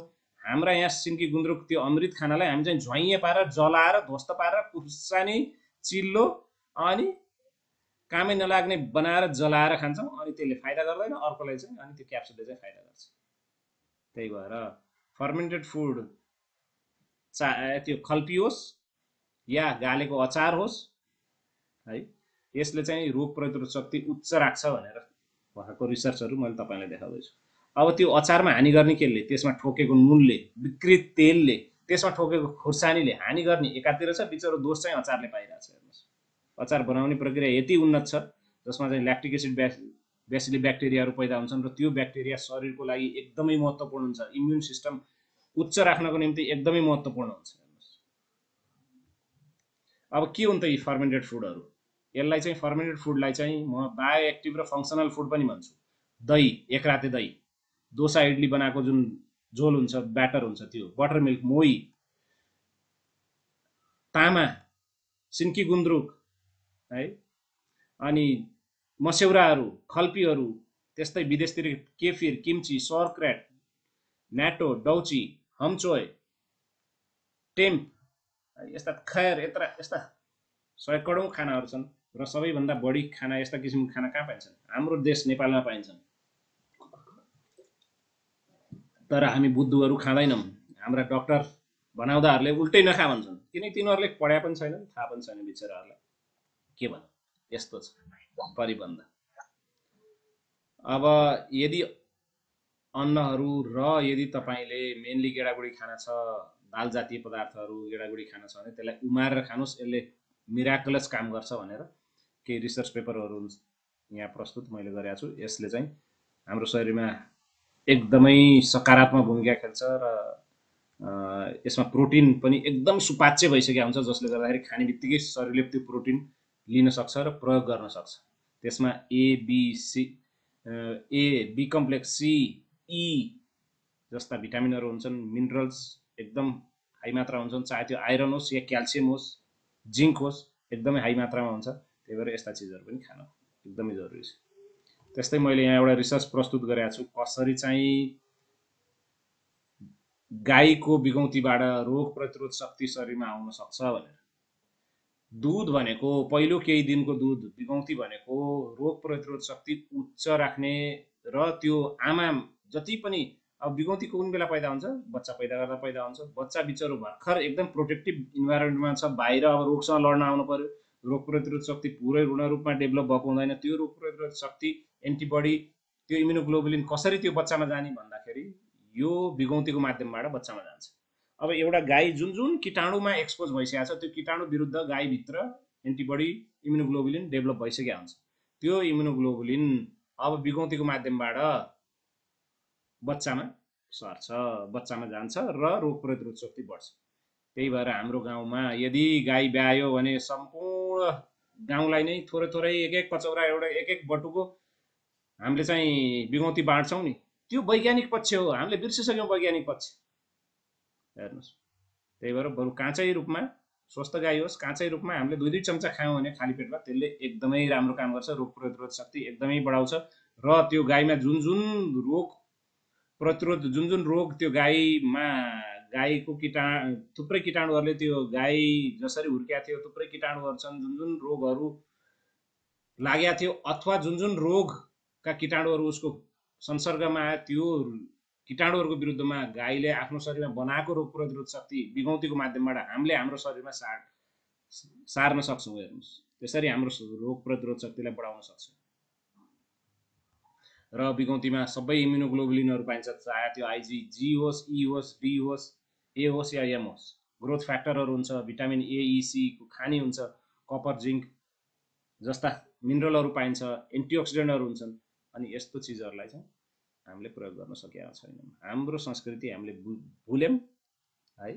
हाम्रो अवस्था आजका नेताहरूको जस्तो भएको छ, आफ्नै पार्टी भुलेर अर्काको गयो अनि अर्काले फालिदिन्छ, न यताका न उताका। त्यस्तै अवस्था हाम्रो छ। हेर्नुहोस्, हामीले आफ्नै देश, आफ्नै जग, आफ्नो संस्कृति, हाम्रो पूर्वीय सभ्यता सम्पूर्ण रूपमा भुलिसक्यौँ, पाखण्डी भएका छौँ। त्यस्तै होल ग्रेनहरूले कसरी इम्युन सिस्टम बुस्ट गर्छ भन्नाले, प्रोसेस नगरेका खानाले कसरी इम्युन सिस्टम बुस्ट गर्छ भनेर केही रिसर्च पेपर मैले यहाँ देखाउँदैछु। जस्तै भातकै कुरो लिउँ न, चामलकै कुरो लिउँ। त्यो चामलमा सबैभन्दा शक्तिशाली के हो? त्यो ढुटो ढुटो चाहिँ हामी फ्याल्छौँ, त्यो ढुटो विदेश जान्छ, त्यो ढुटोबाट राइस ब्रान ओइल आउँछ बन्छ, त्यो चाहिँ हामी महँगोमा किनेर खान्छौँ। त्यही ढुटोबाट भिटामिन मिनरल्स र दुनियाँको सबैभन्दा बेस्ट प्रोटिन कहाँ छ त भन्दाखेरि राइस प्रोटिन हो दुनियाँको बेस्ट प्रोटिन, मासुको प्रोटिन होइन। गए ती दिनहरू रिसर्च गर्नुहोस्, अहिले पत्ता लाग्छ, गुगलले अहिले देखाउँछ सबभन्दा महँगो र सबभन्दा बेस्ट प्रोटिन त्यो ढुटोमा छ। त्यो जान्छ विदेश, अनि त्यसबाट मिनरल्स, भिटामिन, एन्टिअक्सिडेन्ट र प्रोटिन निकालिन्छ। त्यो प्रोटिन चाहिँ हामी 100 गुणा महँगोमा किन्छौँ। हामी जस्ता पाखण्डी, हामी जस्ता गुलामी दिमागमा भएका अरू कतै पाइएला त? पाइँदैन। त्यही भएर खाने चामलमा के हो भन्दा ढुटो भएको ब्राउन राइस खानु राम्रो। खानपिन, व्यायाम, घाम ताप्ने आदि जीवनशैलीका मैले कुराहरू गरेँ, तनाव व्यवस्थापनको कुरा गरेँ। त्यो साथसाथै म अर्को अचम्मको कुरो गर्न जाँदैछु। के तपाईँलाई थाहा छ दुनियाँमा 3% व्यक्तिमा दुनियाँको 99% सम्पत्ति छ 3% व्यक्तिहरूसँग? के तपाईँलाई थाहा छ? र यी 3% को हुन् त भन्दाखेरि यी मिक्स, यी हाइब्रिड मानवहरू हुन्। बुझ्नुभयो?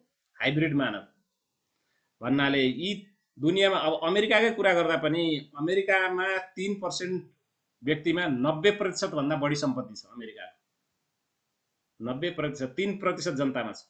ती 3% जनता पनि मिक्स हाइब्रिड नै हुन्। बुझ्नुभयो? जति अब हामीले यसलाई हाम्रै संस्कृतिमा हेरौँ न, हामीले गाईलाई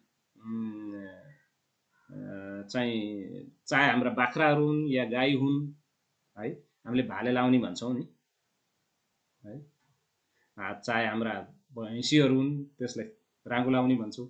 त्यसको लागि हामीले टाढा टाढा लाने गर्थ्यौँ नि, कि रिलेटिभलाई नै लाउने गर्थेनौँ आफ्नै जातभित्र।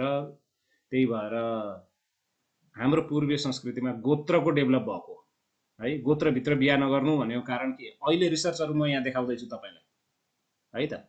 थुप्रै रोग पैदा गर्न सक्ने रिसेसिभ जिनहरू चाहिँ भित्रभित्रै आफ्नै भित्र बिहा गर्दाखेरि, आफ्नै गोत्रभित्र बिहा गर्दाखेरि त्यो रोग पैदा गर्ने बलियो रूपमा प्रस्तुत हुँदै जान्छ र रोग पैदा गर्छ। त्यसले डिफेक्टेड गराउँछ, मानवलाई डिफेक्टेड बनाउँछ। यदि अब यो रोग कोरोनासँग लड्न यो कति उन्नत छ र कति राम्रो हुन्छ यसमा कुनै रिसर्च अहिलेसम्म भएको छैन। तर याद राख्नुहोस्, यदि तपाईँ चाहनुहुन्छ आफ्ना बालबच्चा आफ्नो, कति भन्छ नि, तेरो त वंशै हराएर, वंश कसरी हराउँछ? तपाईँ आफ्नै जातभित्र बिहा गरेर चाहिँ वंश हराउँछ है। लसोल्टी भागौँ न भन्नेको वंश हराउँछ। किन?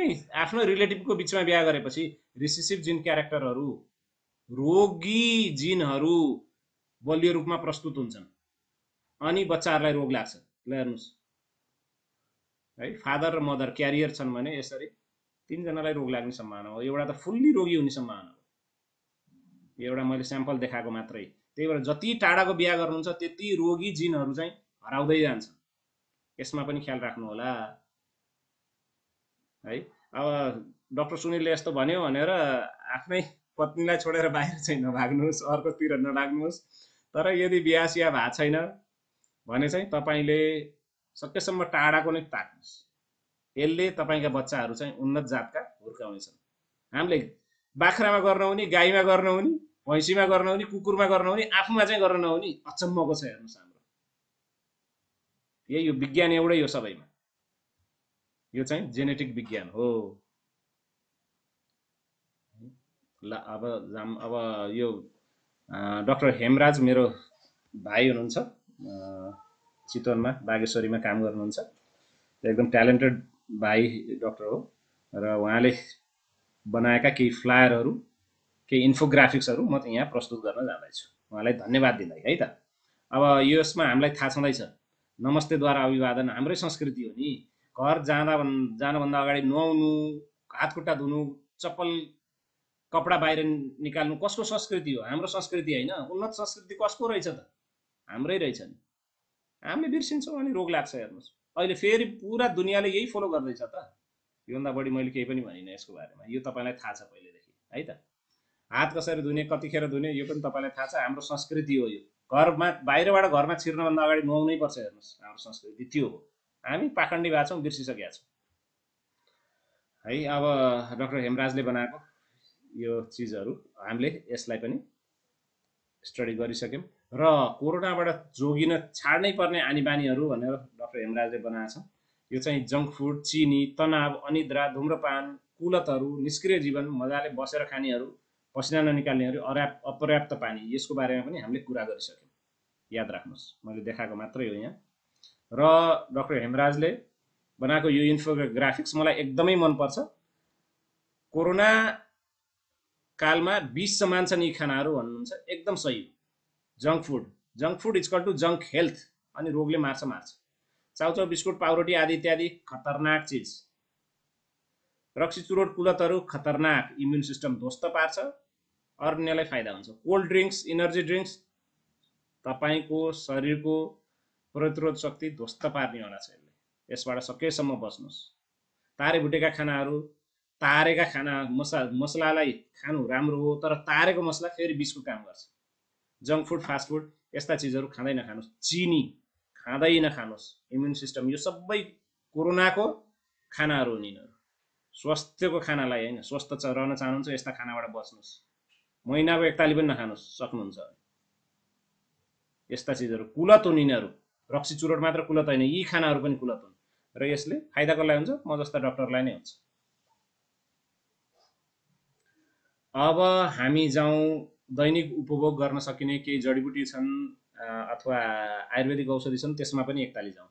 कोरोना भइसकेको छ तर केही भएको छैन भने यसले चाहिँ खुकी आदि इत्यादि सिम्टमहरू आउन दिँदैन। यो मेरा एक पिएचडी डाक्टर हुनुहुन्छ आयुर्वेदमा, उहाँले मलाई पठाएको लिस्ट हो, म तपाईँलाई प्रस्तुत गर्दैछु। सितोपलादी चूर्ण 100 ग्राम, गिलोय सत्व 10 देखि 15 ग्राम, त्रिकटु चूर्ण 10 ग्राम, गोदन्ती भस्म 10 ग्राम, यो सबैलाई मिसाउने र दिनमा 3 पटक मह अथवा मनतातो पानीसँग चाट्ने खाने। अब 1-2टा रोगीहरू हुन्छन्, यो खानभन्दा अगाडि डक्टरको सल्लाह लिनु चाहिँ जरुरी हुन्छ। यदि तपाईँलाई कुनै रोग छ भने स्वस्थ व्यक्तिले खान सक्नुहुन्छ, कुनै रोग छ भने चाहिँ यस्ता खानभन्दा अगाडि डक्टरसँग सल्लाह लिने गर्नुहोस्। त्यस्तै खोकी सोकी लागेको छ भने कस्तुरी भूषण 10 ml पानीमा मिसाउने र दिनमा 3 पटक खाने। निरोसिल र कस्तुरी भूषण तपाईँले मिसाउन सक्नुहुन्छ। कस्तुरी भूषण 10 थोपा मात्र मिसाए पनि हुन्छ। अब जिरा, बेसार, थोरै पिप्ली, लसुन, अदुवा, सुकमेल, मरिच, टिमुरको पानी बनाएर खाने। जेठी मधु, गुर्जो त थाहा छँदैछ। कागती, यो चाहिँ एन्टी कोरोना जडीबुटी, हाम्रो घर वरिपरि पाइने जडीबुटी हुन्। जताततै पाइन्छ। आयुर्वेदिक औषधि स्टोरमा पाइन्छ। आयुर्वेदिक डक्टरलाई अथवा कुनै पनि डक्टरलाई कन्सल्ट गरेर मात्र खानुहोस् यदि तपाईँलाई रोग लागेको छ भने, है त। यी भनेका अहिले चलेका औषधिहरू यिनै, चाहे नेपालमा भन्नुहोस् या इन्डियामा भन्नुहोस् या विदेशमा भन्नुहोस्। डाक्टर हेमराजले अर्को एउटा इन्फोग्राफिक्स बनाएर दिनुभएको छ। कोरोना जित्न खानुपर्ने जडीबुटीहरू, गुर्जो, जेठी मधु, यहाँ एउटा चाहिँ उहाँले मिस गर्नुभएको छ, त्यो भनेको चुत्रो, है त। चुत्रो भनेको सुपर एन्टिभाइरल हो। त्यसको जरादेखि फलसम्म एन्टिभाइरल। अहिले चुत्रोको सिजन छ, देख्नु भने नछोड्नु होला, बजाइहाल्नु होला 5-10 वटा, हरेक दिन 5-10 वटा चुत्रोका फलहरू। त्यसको जरादेखि फलसम्म सबै एन्टिभाइरल हुन्। सुपर एन्टिभाइरल 3 वटा चिज भन्नु भन्यो भने मैले गुर्जो, जेठी मधु र चुत्रो भन्छु। चुत्रो चाहिँ डाक्टर हेमराजले यसमा मिस गर्नुभएको छ। अन्य मरिच, बेसार, अदुवा, ज्वानो, असुरु, दालचिनी, तुलसी, अमला, लसुन, पिप्ला, यो चाहिँ कोरोना जित्न सेवन गर्नुपर्ने जडीबुटी हुन्।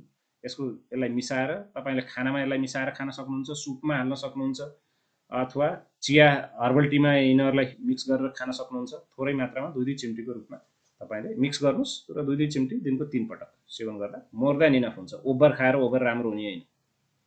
हाम्रो नेपालमा एउटा उखान छ के, बढी खाए मल, थोरै खाए बल। याद राख्नुहोस्, जडीबुटीमा पनि त्यही हो, खानामा पनि त्यही हो।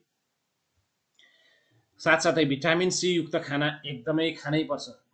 इम्युन सिस्टमको बेसिस भनेको भिटामिन सी हो। एन्टी इन्फ्लामेटरी छ यो, हाम्रो कोषहरूलाई स्ट्रङ बनाउँछ। मेनली फोक्सोका कोषहरूलाई अझै कीटाणु छिर्न नदिने बनाउनलाई भिटामिन सी एकदमै महत्त्वपूर्ण छ। र यो एन्टी म्युकस जुन कफ पैदा भए हुन्छ छातीमा, त्यसलाई हटाउन पनि भिटामिन सी एकदमै महत्त्वपूर्ण हुन्छ। भिटामिन सी युक्त अमिला खाने कुराहरू, अमिला फलफुलहरू प्रशस्त खानुहोस्। भुइँकटरमा ब्रोमेलिन पाइन्छ जुन चाहिँ एन्टिभाइरल हो र यसले हाम्रो फोक्सोलाई पनि स्वस्थ राख्छ। कर्क्युमिन बेसारको थुप्रै कथा भइसक्यो है। यो राम्रो चिज हो, तर यो खाँदैमा बस्ने भन्ने चाहिँ होइन। इम्युन ब्यालेन्स गर्न यसले हेल्प गर्छ। भाइरस रेप्लिकेसनलाई पनि बेसारले घटाउँछ। चुत्रो, गुर्जो र जेस्टी मधु बेस्ट एन्टिभाइरल हब हो। यसको हामीले सेवन गर्न सकिन्छ।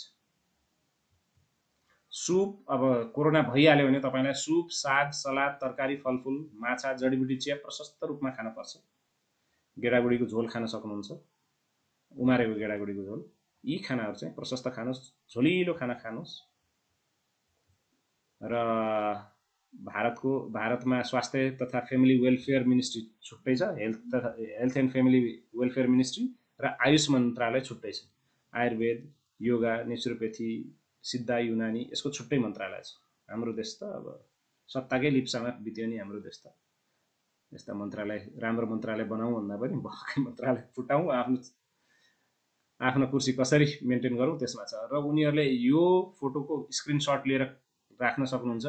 र यो मन्त्रालयले रिसर्च गरेर यिनीहरूले 1 वर्षपछि यो लिस्ट अस्ति भर्खर निकाल्नु भएको छ। र यो हेल्थ मिनिस्ट्रीबाटै निस्केको लिस्ट हो। र ज्वरो हुँदाखेरि के खाने, 102 भन्दा बढी ज्वरो हुँदाखेरि के खाने है, सोर थ्रोट घाँटी बस्दाखेरि के खाने, खोकी लाग्दाखेरि के खाने, श्वास फेर्न गाह्रो हुँदाखेरि के खाने, टाउको दुख्दाखेरि के खाने, डायरिया हुँदाखेरि के खाने, र शरीर दुख्दाखेरि के खाने, यसको लिस्ट छ। यसको स्क्रिनसट राख्नु होला। तर यो खानभन्दा अगाडि कुनै पनि आयुर्वेदिक डाक्टरसँग कन्सल्ट गरेर मात्र खानु हुन म चाहिँ अनुरोध गर्दछु। र आयुष मन्त्रालयले रिकमेन्ड गरे अनुसार इन्दुकान्त कषाय, यदि इम्युन सिस्टमलाई चाहिँ उत्तम राख्नलाई इन्दुकान्त कषाय, अगस्त्य रसायन है, खुसबन्दा रसायन, अनि यौगिक र नेचुरोपेथिक लाइफस्टाइल जसको बारेमा मैले कुरा गरिसकेँ, च्यवनप्रास, आम्लकी रसायन र बेसार हालेको दुधले हेल्प गर्छ भनेर चाहिँ आयुष मन्त्रालयले यो निकालिसकेको छ। हाम्रो देशमा पनि त्यस्तै खाले रिकमेन्डेसनहरू निस्किसकेका छन्। क्लिनिकल सपोर्टमा चाहिँ हामीले अमला, तुलसी है, अदुवा र साथसाथै कागती, त्यसमाथि बेसार मिलाएर चाहिँ 250 ml को जुस बनाउने र दिनको 2 पटक, वयस्कले खाने भने बच्चाले चाहिँ 100 ml दिनको 2 पटक खाए हुन्छ पानी हालेर। यो चाहिँ 2 चम्चा हुनु पर्यो पानी, अरु चाहिँ पानी हाल्ने। योगा थेरापी, सनबाथ, नेचुरोपेथिक ट्रिटमेन्ट, यसको बारेमा हामीले नेचुरोपेथिक ट्रिटमेन्ट हामी कुरा गर्दैछौँ। योगा सनबाथको बारेमा मैले कुरा गरिसकेँ। यदि घाँटीमा खरास भयो, इरिटेसन भयो भने तपाईले नुन पानीले गार्गल गर्न सक्नुहुन्छ, कुल्ला गर्ने, अथवा त्यसमा नुनमा थोरै तुलसी र बेसार मिलाएर मनतातो पानीले तपाईले कुल्ला गर्न सक्नुहुन्छ। र ब्रेसोल, हरिद्राखण्ड अप्पर रेस्पिरेटरी ट्र्याक्ट इन्फेक्सनमा है, छातीभन्दा माथि जुन श्वास प्रश्वास प्रणालीमा जुन रोग हुन्छ त्यसमा, एलर्जीमा यसले चाहिँ हेल्प गर्छ। तातो पानी प्रयोग गर्ने गर्नुहोस् यदि कोरोना लागेको छ भने। मह राखेर पानी खान सक्नुहुन्छ। कसाय अथवा चिया तपाईले बनाउन सक्नुहुन्छ। गुर्जो, चुत्रो, शङ्खपुष्पी, तुलसी, बेसार, जिरा, ज्वानो है, साथसाथै क्लोभ भनेको, ल्वाङ, र तपाईले अमिलो मन पर्छ भने कागती, र गुलियोको लागि तपाईले मह अथवा थोरै सक्खर प्रयोग गर्न सक्नुहुन्छ। यसको पनि तपाईले सेवन गर्दाखेरि लाभ मिल्छ। यहाँ हामी ठिक गर्ने कुरा गरिरहेको छैनौँ। ठिक गर्ने त्यस्तो केही बनायो भने त मैले तुरुन्तै मार्केटमा आइसक्थ्यो होला।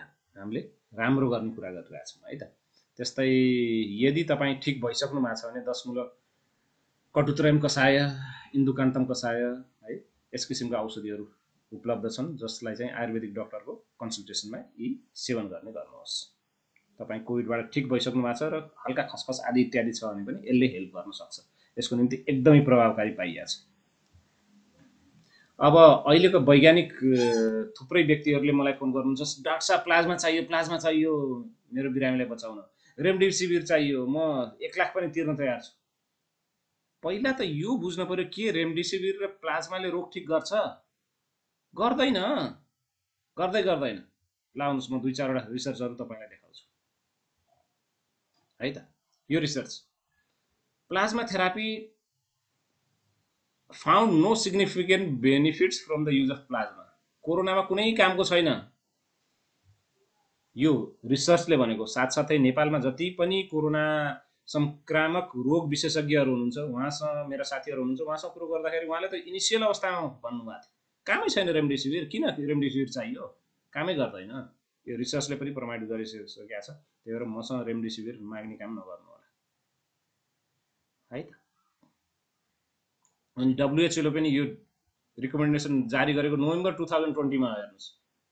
बरु खतरनाक अवस्था छ भने कर्टिकोस्टेरोइडले काम गर्ला, एकदमै राम्रो काम गर्छ भनिन्छ, डब्ल्युएचओले नै भनेको छ। तर रेमडेसिभिर चाहिँ हस्पिटल पेसेन्टमा जस्तो जे भए पनि रेमडेसिभिरको कामै छैन भनेको छ, against the use of remdesivir डब्ल्युएचओले 2020 नोभेम्बरमा भनिसक्यो। हेर्नुहोस् हामीलाई अहिले पनि कमिसन खुवाएर महँगो औषधि किन्नु छ जसको कुनै पनि फाइदा छैन, इफिकेसी प्रमाणितै भएको छैन है त। त्यही भएर कन्भल्सन प्लाज्मा र रेमडेसिभिरले काम गर्दैन भनेर रिसर्चले भनिसकेको छ, यतातिर जोड नगर्ने। स्टेरोइडहरूले सिरियस एकदम लास्ट स्टेजमा राम्रो काम गर्छ भनेको छ, डब्ल्युएचओले नै भनेको छ, थुप्रै रिसर्चहरूले पनि प्रमाणित भइसकेको छ। तर स्टेरोइड मिसयुज गर्न हुँदैन, यसको साइड इफेक्ट इराटिक छ, ब्ल्याक फङ्गसदेखि थुप्रै इन्फेक्सनहरू हुने सम्भावना बढी छ, त्यही भएर जथाभावी युज नगर्ने। अब यो डक्टरले भने हुन त थुप्रै डक्टरहरूले अन्तर्वार्तामा यो स्टेरोइड यसरी युज गर्नु भनिदिनु भएको छ, त्यसरी युज नगर्नुहोस्, डक्टरको सल्लाह लिएर मात्र युज गर्नुहोस्। हेर्नुहोस् है, तपाईँ त्यत्तिकै केही हुन्थेन कि तपाईँ डराएर स्टेरोइड युज गरिहाल्नुहुन्न। डाक्टर रविन्द्र राज भण्डारी हाम्रा मित्र हुनुहुन्छ, सँगै काम गर्ने र एकदम सिनियर डक्टर हुनुहुन्छ, उहाँ थुप्रै देशका र विदेशका थुप्रै मेडिकल कलेजहरूमा उहाँ चिफ भएर काम गरिसक्नु भएको छ। उहाँले चाहिँ सेफ्रोक्सिम, लेभोफ्लोक्सासिन, डेजाकोर, स्टेरोइड, मल्टिभिटामिन, प्यारासिटामोल, आइभरमेक्टिन यसको कम्बिनेसनबाट एकदमै राम्रो रिजल्ट दिन सकिन्छ भनेर भन्नुभएको छ। अलमोस्ट 90% भन्दा बढी इफिकेसी छ, एकदमै खतरनाक मर्ने अवस्थाका बिरामीलाई पनि बचाउन सक्नुहुन्छ भन्ने उहाँको निर्क्योल हो। र यसलाई मैले थुप्रै रिसर्चहरू पनि हेरेँ, उहाँले भनेको कुरो प्रमाणित कुरो पनि हो, उहाँले आफै प्र्याक्टिकल रूपमा प्रमाणित गर्नुभएको छ र साथसाथै थुप्रै रिसर्चरहरूले पनि यसलाई युज गर्न सकिन्छ भन्नुभएको छ र यसले लाभ दिन सकिन्छ, तर डक्टरको सल्लाहबाट मात्रै है, जथाभावी प्रयोग नगर्नुहोस्। अब आएको कुरो सप्लिमेन्टको। Are supplement good for you है त। अब हाम्रा खानामा वास्तवमा अब हाम्रो शरीरलाई कतिवटा तत्त्व चाहिन्छ, कार्बोहाइड्रेट, प्रोटिन, फ्याटमा अब प्रोटिनमा एमिनो एसिडहरू, थुप्रै एमिनो एसिडहरू, अब फ्याटमा थुप्रै फ्याटी एसिडहरू, त्यस्तै एन्टिअक्सिडेन्ट्स, भिटामिन, मिनरल्स, ट्रेस एलिमेन्ट्स, थुप्रै चिजहरूको जरुरत पर्छ। त्यसमा हजारौं तत्त्वहरू छन् जुन चाहिँ मानव स्वास्थ्यलाई जरुरत पर्छ र खानाबाट त्यो लिँदा राम्रो। तर के त्यो खानाबाट आजको जमानामा पाउनु सम्भव छ? सम्भवै छैन। त्यही भएर सप्लिमेन्टको जरुरत पर्न सक्छ। सप्लिमेन्ट भनेको केही होइन, यी सबै चिजहरू जे हाम्रो खानाबाट पाइँदैन त्यो चाहिँ एक्स्ट्रा रूपमा हामीले लिन पर्ने हो। हिजोसम्म सप्लिमेन्ट नखाउँ भन्नेहरूले पनि आज कोरोना लागेपछि मल्टिभिटामिन खाऊ, भिटामिन सी खाऊ, भिटामिन डी खाऊ भन्नुभएको छैन, भन्नुभएको छ। त्यही भएर सप्लिमेन्टको जरुरत पर्छ, तर कुन रोगलाई कसरी खाने भन्ने स्पष्ट हुनु जरुरी छ। अब हामीमा किन सप्लिमेन्ट जरुरत पर्छ? दुईटा कारण छन्। एउटा त हाम्रो खानामा त्यो भेराइटी छैन, भात दाल तरकारी खाने जिन्दगीभरि एउटै भात दाल तरकारी खाइदिन्छ, अन्य चिजमा हुने तत्त्व त उसको शरीरमा छँदै छैन। दोस्रो, त्यो जहाँ चाहिँ खेती हुन्छ त्यो खेतीको माटोको गुणस्तर नै हराएर गइसक्यो, ह्रास भइसक्यो। माटोमा त्यो भिटामिन, मिनरल्स, ट्रेस एलिमेन्ट्स पैदा गर्न सक्ने क्षमतै भएन। त्यही भएर प्लान्टले त्यो जस्तो स्वस्थकर प्लान्ट हुनुपर्ने हो, त्यो बिरुवा हुनुपर्ने हो, त्यस किसिमको त्यो तत्त्व नै आजभोलिको खानामा छैन। किनकि हामीले यति धेरै पपुलेसन बढ्यो कि अब एउटा साइकलमा चाहिँ खेती गर्दा राम्रो हुन्छ, जस्तै कहिले धान, कहिले गहुँ, कहिले मकै, त्यसपछि फेरि भटमास, यसरी साइकलमा गर्दाखेरि राम्रो हुन्छ। आजभोलि मोनोक्रोपिङ ज्यादा छ, जहाँ भटमास हुन्छ भटमासै भटमास, जहाँ धान हुन्छ धानै धान, जहाँ गहुँ हुन्छ गहुँ नै गहुँ। यसले चाहिँ गुणस्तरमा ह्रास लाउँछ र खानाको क्वालिटी घट्दै जान्छ, खानाकोमा न्युट्रिएन्ट हुँदैन। त्यही भएर सप्लिमेन्ट, यो सबै चाहिँ सप्लिमेन्टबाट लिनु जरुरी हुन्छ। अब कोभिड-19 एकदमै जरुरत भनेको मल्टिभिटामिन। तपाईँले यसलाई प्रोफाइल्याक्सिस रूपमा पनि खान सक्नुहुन्छ। प्रोफाइल्याक्सिस भन्नाले रोग नलागोस्, इम्युन सिस्टम मजबुत होस् भनेर पनि खान सक्नुहुन्छ डेली। मल्टिभिटामिन, मल्टिमिनरल ट्याब्लेट क्याप्सुलहरू र साथसाथै vitamin C, vitamin D, zinc र ओमेगा 3 फ्याटी एसिडहरू। यसको चाहिँ कोभिडमा यी सबै चाहिँ तत्त्वहरू प्रमाणित तथ्यहरू। अब त्यसको अर्थ सप्लिमेन्टको शरीरलाई जरुरत पर्दो रहेछ, किनकि सबै खानाबाट लिन्छौँ भन्ने हामीले भन्ने केही ग्यारेन्टी छैन नि त। अनि फेरि हामी त एउटा खाना खाएपछि जिन्दगीभर त्यही खाना खाने है, मासु भात खाने र जिन्दगीभरि मासु भात चाहिन्छ।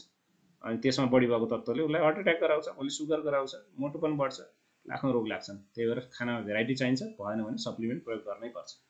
त्यस्तै प्राकृतिक रूपमा थुप्रै उपचारहरू छन् जसलाई घरमै गर्न सकिन्छ। बाफ लिने, यसरी बाफ लिँदाखेरि बाफ चाहिँ यहाँबाट जान्छ, यहाँ नेसल प्यासेज हुन्छ, नेसल प्यासेजबाट साइनसहरू हुन्छन्, त्यहाँ भएका किटाणुहरू मार्न र त्यो एरियाका म्युकसहरूलाई चाहिँ पगालेर फाल्न चाहिँ एकदमै हेल्प हुन्छ। मलाई कोरोना हुँदाखेरि साइनोसाइटिस भएको थियो, पिनास भएको थियो, अनि त्यो पिनास खोल्न पनि एकदमै प्रभावकारी भएको थियो। त्यस्तै जलनेती, सूत्रनेती, मैले चाहिँ जलनेती र सूत्रनेती गरेको थिएँ, त्यसले चाहिँ मेरो पिनास 5 दिनमै पुरै ठिक भएर गयो। जलनेती सूत्रनेती गर्ने बित्तिकै कोरोना लागेको बेलामा मैले डेली बिहान बेलुका गर्थेँ। यो यसमा यो चाहिँ मनतातो पानी हाल्ने र त्यसमा नुन हाल्ने, नुन आफैमा म्युकोलाइटीको एन्टिब्याक्टेरियल हो। हेर्नुहोस्, टच, एउटा हिन्ट टच बेसार पनि राख्न सकिन्छ, टच मात्रै गर्ने, बेसारलाई हल्का औँलाले छुने र त्यो घोल्दिने, औँला मात्र घोल्ने, बेसार घोल्ने, त्यसले पनि एन्टिबायोटिकको काम गर्छ। त्यस्तै कुञ्जलले यसले पनि हाम्रो चाहिँ रेस्पिरेटरी सिस्टमलाई क्लिन राख्न हेल्प गर्छ, कफ फाल्नलाई मद्दत गर्छ। त्यस्तै हामीले प्राणायामको पनि यस्ता प्राकृतिक रूपका उपचारहरूको पनि घरमै प्रयोग गर्न सक्छौँ। कोरोना लाए पनि गर्न सक्छौँ, कोरोना नलाए पनि हामीले लिन सक्छौँ। र हामीले के बुझ्नु पर्यो, इम्युन सिस्टम बढाउनु, यदि तपाईँलाई शरीरमा इम्युन सिस्टमै छैन, इम्युन कम्प्रोमाइज हो भने बढाउन मिल्छ, होइन भने इम्युन सिस्टम बढाएर कुनै फाइदा छैन। इम्युन सिस्टमलाई सक्रिय र सन्तुलित राख्ने हो, बढाउने होइन। मूर्ख जस्तो कुरो नगरौँ, इम्युन सिस्टम बढाउने, इम्युन सिस्टम बढाऊ। इम्युन सिस्टम बढाएर के रोग लाग्छ त मैले देखाइसकेँ। बाथ रोगदेखि तपाईँलाई है, शरीरको इम्युन सिस्टम इम्ब्यालेन्स हुँदाखेरि, इम्युन सिस्टम ओभर एक्टिभ हुँदाखेरि, सेन्सिटिभ हुँदाखेरि बाथ रोग लाग्न सक्दो रहेछ, नसाका रोगहरू लाग्न सक्दो रहेछन्, अल्जाइमर्स हुन सक्दो रहेछ, पार्किन्सन हुन सक्दो रहेछ। त्यही भएर balance immunity is the key भन्छु म चाहिँ। सन्तुलन नै स्वास्थ्य हो। कुनै चिज बढी खाँदैमा बढी फाइदा हुने, कम खाँदैमा कम हुने होइन, सन्तुलन चाहियो, ठिक्क मात्रामा चाहियो है। पल्टा एकातिर भारी हुनु भएन, त्यो नै इम्युनिटी हो। अनि यो आजको भोलि हुँदैन, अब कोरोना आयो अब म गर्छु भनेर होइन, जिन्दगीभरि गर्नुहोस् न, अर्को रोग पनि त लाग्न पाउँदैन। अनि यो गर्दैमा तपाईँ मर्नुहुन्न भने ग्यारेन्टी पनि छैन, तर तपाईँको क्वालिटी अफ लाइफ त राम्रो हुन्छ। र अहिलेका रिसर्चहरू हेर्नु हो भने मृत्यु हुने सम्भावनालाई यसले 225% भन्दा बढी कम गर्न सक्दो रहेछ भन्ने त प्रमाणित भइसक्यो नि। अनि यस्तो चिजलाई हामीले किन नलिने त, किन प्रयोग नगर्ने? प्रयोग गरौँ न। यो ओभरनाइट हुने कुराहरू होइन। आज एक्सर्साइज गरेर भोलि इम्युन सिस्टम राम्रो हुने होइन, आज खाएर भोलि राम्रो हुने होइन तपाईँ। अनि मान्छेले के सोध्छन्, अब जवानीमा मोज गरिहाल्यो अनि बुढेसकालमा चाहिँ यस्तो गरौँ भनेर सोध्छन्। त्यस्तरी हुँदैन। तपाईँले गाडी किनेर ल्याउनु भयो, आज एउटा डिजल एकदम राम्रो गाडी किनेर ल्याउनु भयो भने पैसा छ भनेर तपाईँले आजदेखि पेट्रोल हाल्ने कि आजदेखि राम्रो डिजल हाल्न सुरु गर्ने? त्यही भएर तपाईँले बचपनदेखि नै, जवानीदेखि नै स्वस्थ र एकदमै शरीरलाई काम लाग्ने चिज मात्र खान पर्यो होइन। अहिले म मोज गर्छु अनि बुढेसकालमा चाहिँ म खाना बार्छु र स्वस्थ रहन्छु भन्नुको अर्थ आज चाहिँ डिजल गाडीमा पेट्रोल हालेर चलाउँछु किनेपछि, अनि यो गाडी बिग्रेपछि चाहिँ म राम्रो डिजल हालौँला त्यो बेला भन्नु जस्तै हो। मूर्खता सिवा केही पनि होइन। आजैदेखि तपाईँ याद राख्नुहोस्, आजैदेखि, राइट नाउ, राइट हियर स्वास्थ्य भनेको। र यसलाई कन्टिन्यू गर्नुहोस् लाइफ लङ। जिन्दगी नजिउने, मोजै नगर्ने भने होइन। त्यो मोज कुनै पनि चिज इन्जोय गर्ने हो कि त्यसको इन्डल्जेन्स भन्नाले एडिक्सनमा लाग्ने होइन, कुलतमा लाग्ने होइन। इन्जोय भनेको तपाईँले एक पिस मासु खानु नै तपाईँको लागि मोर देन इन्जोय छ, यदि तपाईँले मासु बुझ्छ भने कुलत है। महिनामा एक दिन जङ्क फुड खानु मोर देन इनफ छ, महिनामा एक दिन मिठाई खानु मोर देन इनफ छ। त्यही भएर दसैँ तिहार त भएको थियो नि, अहिले हरेक दिन दसैँ तिहार छ। अनि फाइदा चाहिँ त्यसले गर्दाखेरि कसलाई भएको छ? म जस्ता डक्टरहरू एकदम बिजी भएको छ। र कोभिडभन्दा खतरनाक प्याथोजन किटाणुहरू छन्, 100मा 100 मार्ने किटाणुहरू छन्। त्यस्ता किटाणु हुँदाहुँदै कोभिडबाट डराइहाल्नुपर्ने स्थिति छैन, तर हामी सतर्क रहेनौँ भने हामीलाई रोग लाग्न सक्छ। अनि इम्युन सिस्टम, हाम्रो रोग प्रतिरोधक शक्ति उच्च राख्ने, सक्रिय राख्ने, ब्यालेन्स राख्ने भनेको यो जर्नी हो, यात्रा हो। यहाँदेखि धरान पुगे जस्तो होइन, धरान पुग्यो भनेर नाच्ने होइन। यो नमरेसम्मको यात्रा हो। यसलाई सधैँ स्वस्थ राख्न सक्नुपर्छ र प्राकृतिक जीवनशैली र खानपिन नै यसको चाबी हो, दोस्रो चाबी छैन। Artificial lifestyle, artificial food, stress, तनाव, यसले चाहिँ ओभर एक्टिभ इम्युनिटी गराउँछ, त्यसले अटोइम्युन रोग लगाउँछ, चाहे त्यो बातको रोग होस् या नसाको रोग होस्, चाहे त्यो मधुमेह होस्, खतरनाक रोगहरू छन् दुनियाँका। त्यही भएर यस्तो कुरा पनि हामीले बुझ्नु जरुरी हुन्छ। मलाई कन्ट्याक्ट गर्न चाहनुभयो भने फेरि मैले मेरो फेसबुक युट्युब च्यानलको यहाँ दिएको छु, डाक्टर सुनिल पौडेल भनेर जानुहोस् र त्यसको प्लेलिस्टमा जानुहोस्, अथवा वाट्सएप भाइबर नम्बर पनि यहाँ प्रस्तुत गरेको छु 9841363167। अब कोरोना लागेकोलाई अक्सिजन हुन त यो योगकै एउटा पाटो हो। अब यसलाई राम्ररी बुझौँ है त। अक्सिजन कम भएको व्यक्तिलाई अक्सिजन पाइएन भने यसरी सुत्न पनि सक्नुहुन्छ। 30 मिनट यसरी एउटा तकिया माथि सिरानी छँदै छ, एउटा तकिया खुट्टामा छ, अर्को तकिया चाहिँ ठ्याक्कै हाम्रो पिसाब गर्ने अङ्गको अगाडि पेल्भिसमा, पेटमा होइन। पेटमा भयो त उल्टै प्रेस गरे नि, पेल्भिसमा राख्ने हो, पेटमा राख्ने होइन। थुप्रै डक्टरहरूलाई थाहा नभएर पेटमा राखिदिन्छन्, उल्टै सास फेर्न गाह्रो हुन्छ है त। र सधैँ बुझौँ, एउटा यहाँ र एउटा हाम्रो ठ्याक्कै पेल्भिस हिपको ठ्याक्कै अगाडि राख्ने हो। यसरी 30 मिनट सुत्नुहोस्, फेरि उल्टो परेर 30 मिनट सुत्नुहोस्, फेरि बसेर 30 मिनट सुत्नुहोस्। यसरी पोजिसन चेन्ज गरिरहनु भयो भने यसबाट पनि अक्सिजनलाई लाभ हुन सक्छ, अक्सिजन राम्रो शरीरले पाउन सक्छ, अक्सिजन युटिलाइज गर्न सक्छ। यसको वैज्ञानिक कारण छ है त। वैज्ञानिक कारण के हो भन्दाखेरि हामी उत्तानो सुत्दाखेरि माथि त मुटु छ है त, माथि मुटु छ र फोक्सोको एकदम ठुलो पार्ट चाहिँ मुटुले प्रेस भइरहेको हुन्छ, फोक्सोले राम्ररी काम गर्न सकिरहेको हुँदैन। अब यहाँ देखाउँदैछु मैले तपाईँलाई दायाँ माथिको चित्र हेर्नुहोस्। माथिका एल्भियोली, एल्भियोली भनेको हाम्रो लङ्स, हाम्रो फोक्सोमा हुने ठुला ठुला बलुनहरू, साना साना बलुनहरू, एकदम माइक्रो बलुनहरू हुन्छन्, जसमा चाहिँ अक्सिजन त्यहाँ रगत आएर त्यसले अक्सिजन लाने र कार्बन डाइअक्साइड फ्याँक्ने यहाँभित्र हो। यस्ता लाखौँ करोडौँ हुन्छन् हाम्रो फोक्सोमा। त्यो तलको मुख्य भाग चाहिँ प्रेस भइरहेको हुन्छ, कोल्याप्स भइरहेको हुन्छ उत्तानो सुत्दाखेरि। बुझ्नुभयो? घोप्टो सुत्ने बित्तिकै त्यसले पनि फुक्ने मौका पाउँछ र मुख्य एल्भियोली यो भागमा हुन्छन् र त्यसले पनि फुक्ने, दुवैतिर फुक्ने मौका पाउँछ र मुटुले पनि प्रेस गरेर आउँदैन। घोप्टो सुत्दाखेरि मुटुले त यतातिर प्रेस गरेर अब, त्यही भएर सबै फोक्सो, सम्पूर्ण फोक्सोले फुक्ने मौका पाउँछ। त्यही भएर घोप्टो सुत्नु राम्रो हुन्छ अक्सिजन कम भएको बेलामा। होइन भने यसरी मुटुले पनि प्रेस गरेर आउँछ, तल्लो भागले कामै गर्न पाउँदैन, अनि लिभरले पनि प्रेस गरेर आउँछ। यो लिभरको प्रेसर र मुटुको प्रेसर पनि घोप्टो सुत्ने बित्तिकै कम हुन्छ, जसले गर्दाखेरि फोक्सोले काम गर्ने मौका पाउँछ, फोक्सो फुल्छ, मुख्य भाग चाहिँ फुल्छ जब है त। त्यही भएर घोप्टो सुत्नु पनि लाभदायक हुनसक्छ। अनि अहिले आएर 2DG भन्ने औषधि बनिएको छ।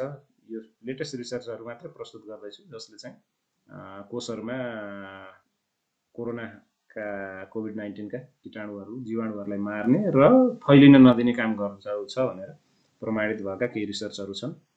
अब डबल भ्याक्सिनेसनको कुरा गर्दैछु। डबल भ्याक्सिनेसनको 1-2 महिनापछि शरीरमा सम्पूर्ण रूपमा रोग प्रतिरोध शक्ति डेभलप हुन्छ भन्ने हाइपोथेसिस छ।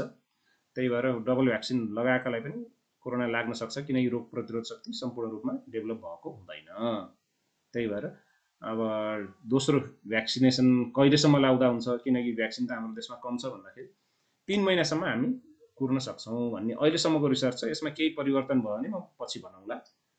3 महिनाभित्र दोस्रो डोज लगाउँदा हुन्छ भन्ने अहिलेसम्मको रिसर्च छ। अब यो भ्याक्सिन लगाएर तपाईँ शरीरमा रोग प्रतिरोध शक्ति डेभलप भयो कि भएन कोरोनाको विरुद्ध भन्दा तपाईँले एन्टिबडी चेक गर्न सक्नुहुन्छ, रगतको जाँचबाट यो जाँच गर्न सक्नुहुन्छ।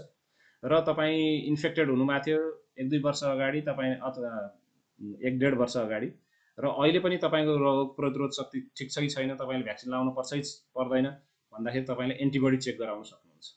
भ्याक्सिन लगाए पनि यो गरे पनि एन्टिबडी चेक गर्न सक्नुहुन्छ, जसले चाहिँ रोग प्रतिरोध शक्ति यो कोरोनाको विरुद्धमा छ कि छैन, त्यस किसिमको एन्टिबडी छन् कि छैनन् रगतबाट जाँच गर्न सकिन्छ। अब हुन त अमेरिकाका केही स्टेटहरूले डबल भ्याक्सिनेट भइसकेका व्यक्तिले 1.5-2 महिनापछि मास्क नलाए पनि हुन्छ भनेर भनेका छन्। त्यो चाहिँ अहिलेलाई यसलाई नसुन्नु होला, मास्क लगाइरहनुहोस्। डबल मास्कले 95%, 90देखि 95%सम्म तपाईँलाई इन्फेक्सन हुने सम्भावना कम गर्छ है त। यी केही लेटेस्ट रिसर्चहरू थिए। यी रिसर्चहरू मैले यहाँ गर्दैछु। कहिलेसम्म लिने त है, अनि यो एकताले इन्फेक्सन भएपछि कहिलेसम्म हामीसँग एन्टिबडी हुन्छ भन्दाखेरि मिनिमम पनि 7-8 महिनासम्म एन्टिबडी चाहिँ हाम्रो शरीरमा हुँदो रहेछ कोरोनाको विरुद्धमा, त्यसपछि बिस्तारै हराएर जाँदो रहेछ भन्ने छ। र त्यही भएर एकपटक भ्याक्सिन लिइसकेका र एकपटक इन्फेक्सन भइसकेकालाई दोस्रो पटकमा असर कम हुन्छ, तर त्यसको अर्थ दुवैजना एकपटक भ्याक्सिन लिएको र एकपटक इन्फेक्टेड दोस्रो पटक मर्दैन भन्ने छैन। त्यस्ता मृत्यु भएका केसहरू पनि छन्। अब हाम्रो नेपालको स्ट्याटिस्टिक्स डाक्टर रविन्द्र समीरको मैले कपी गर्दैछु। उहाँले भन्नुहुन्छ 85% सङ्क्रमितलाई घरमै बसेर निको भएको छ, 15%लाई मात्र अस्पतालको सुविधाहरू देखिएको छ, त्यसमध्ये 5%लाई मात्र आइसियुको आवश्यकता परेको छ र मृत्युदर 1% भन्दा कम छ है त। त्यही भएर समाचार हेरेर हात्तिनु पर्दैन, मनोबल उच्च राख्नुहोस् र कोरोना लाग्दैमा मृत्यु हुँदैन, किनकि मृत्युदर यहाँ देखाइरहनु भएको छ उहाँले 1% भन्दा कम छ भन्नुहुन्छ। त्यही भएर यस्ता चिजहरू छन्। त्यही भएर यस्ता चिजमा हामीले यदि ध्यान दिन सक्यौँ भने हामी चाहिँ कोरोनाबाट मुक्त हुन्छौँ, रोग प्रतिरोध शक्ति उच्च राखिन्छ। त्यति मात्र होइन, यदि सबै कुरामा ध्यान दिनुभयो भने तपाईँलाई त अर्को रोगै लाग्दैन। त्यही भएर बिरामीहरूलाई म सधैँ भन्ने गर्छु, मैले भनेको 100%, 100% फलो नगर्नु होला है प्लिज भन्छु। अनि बिरामीले किन भनेर सोध्नुहुन्छ, अनि म भन्छु तपाईँले 100% फलो गर्नु भने त तपाईँलाई एउटा पनि रोग लाग्दैन, जसले गर्दाखेरि मेरो बिजनेसै घट्छ भनेर मैले चाहिँ जोक गर्ने गर्छु।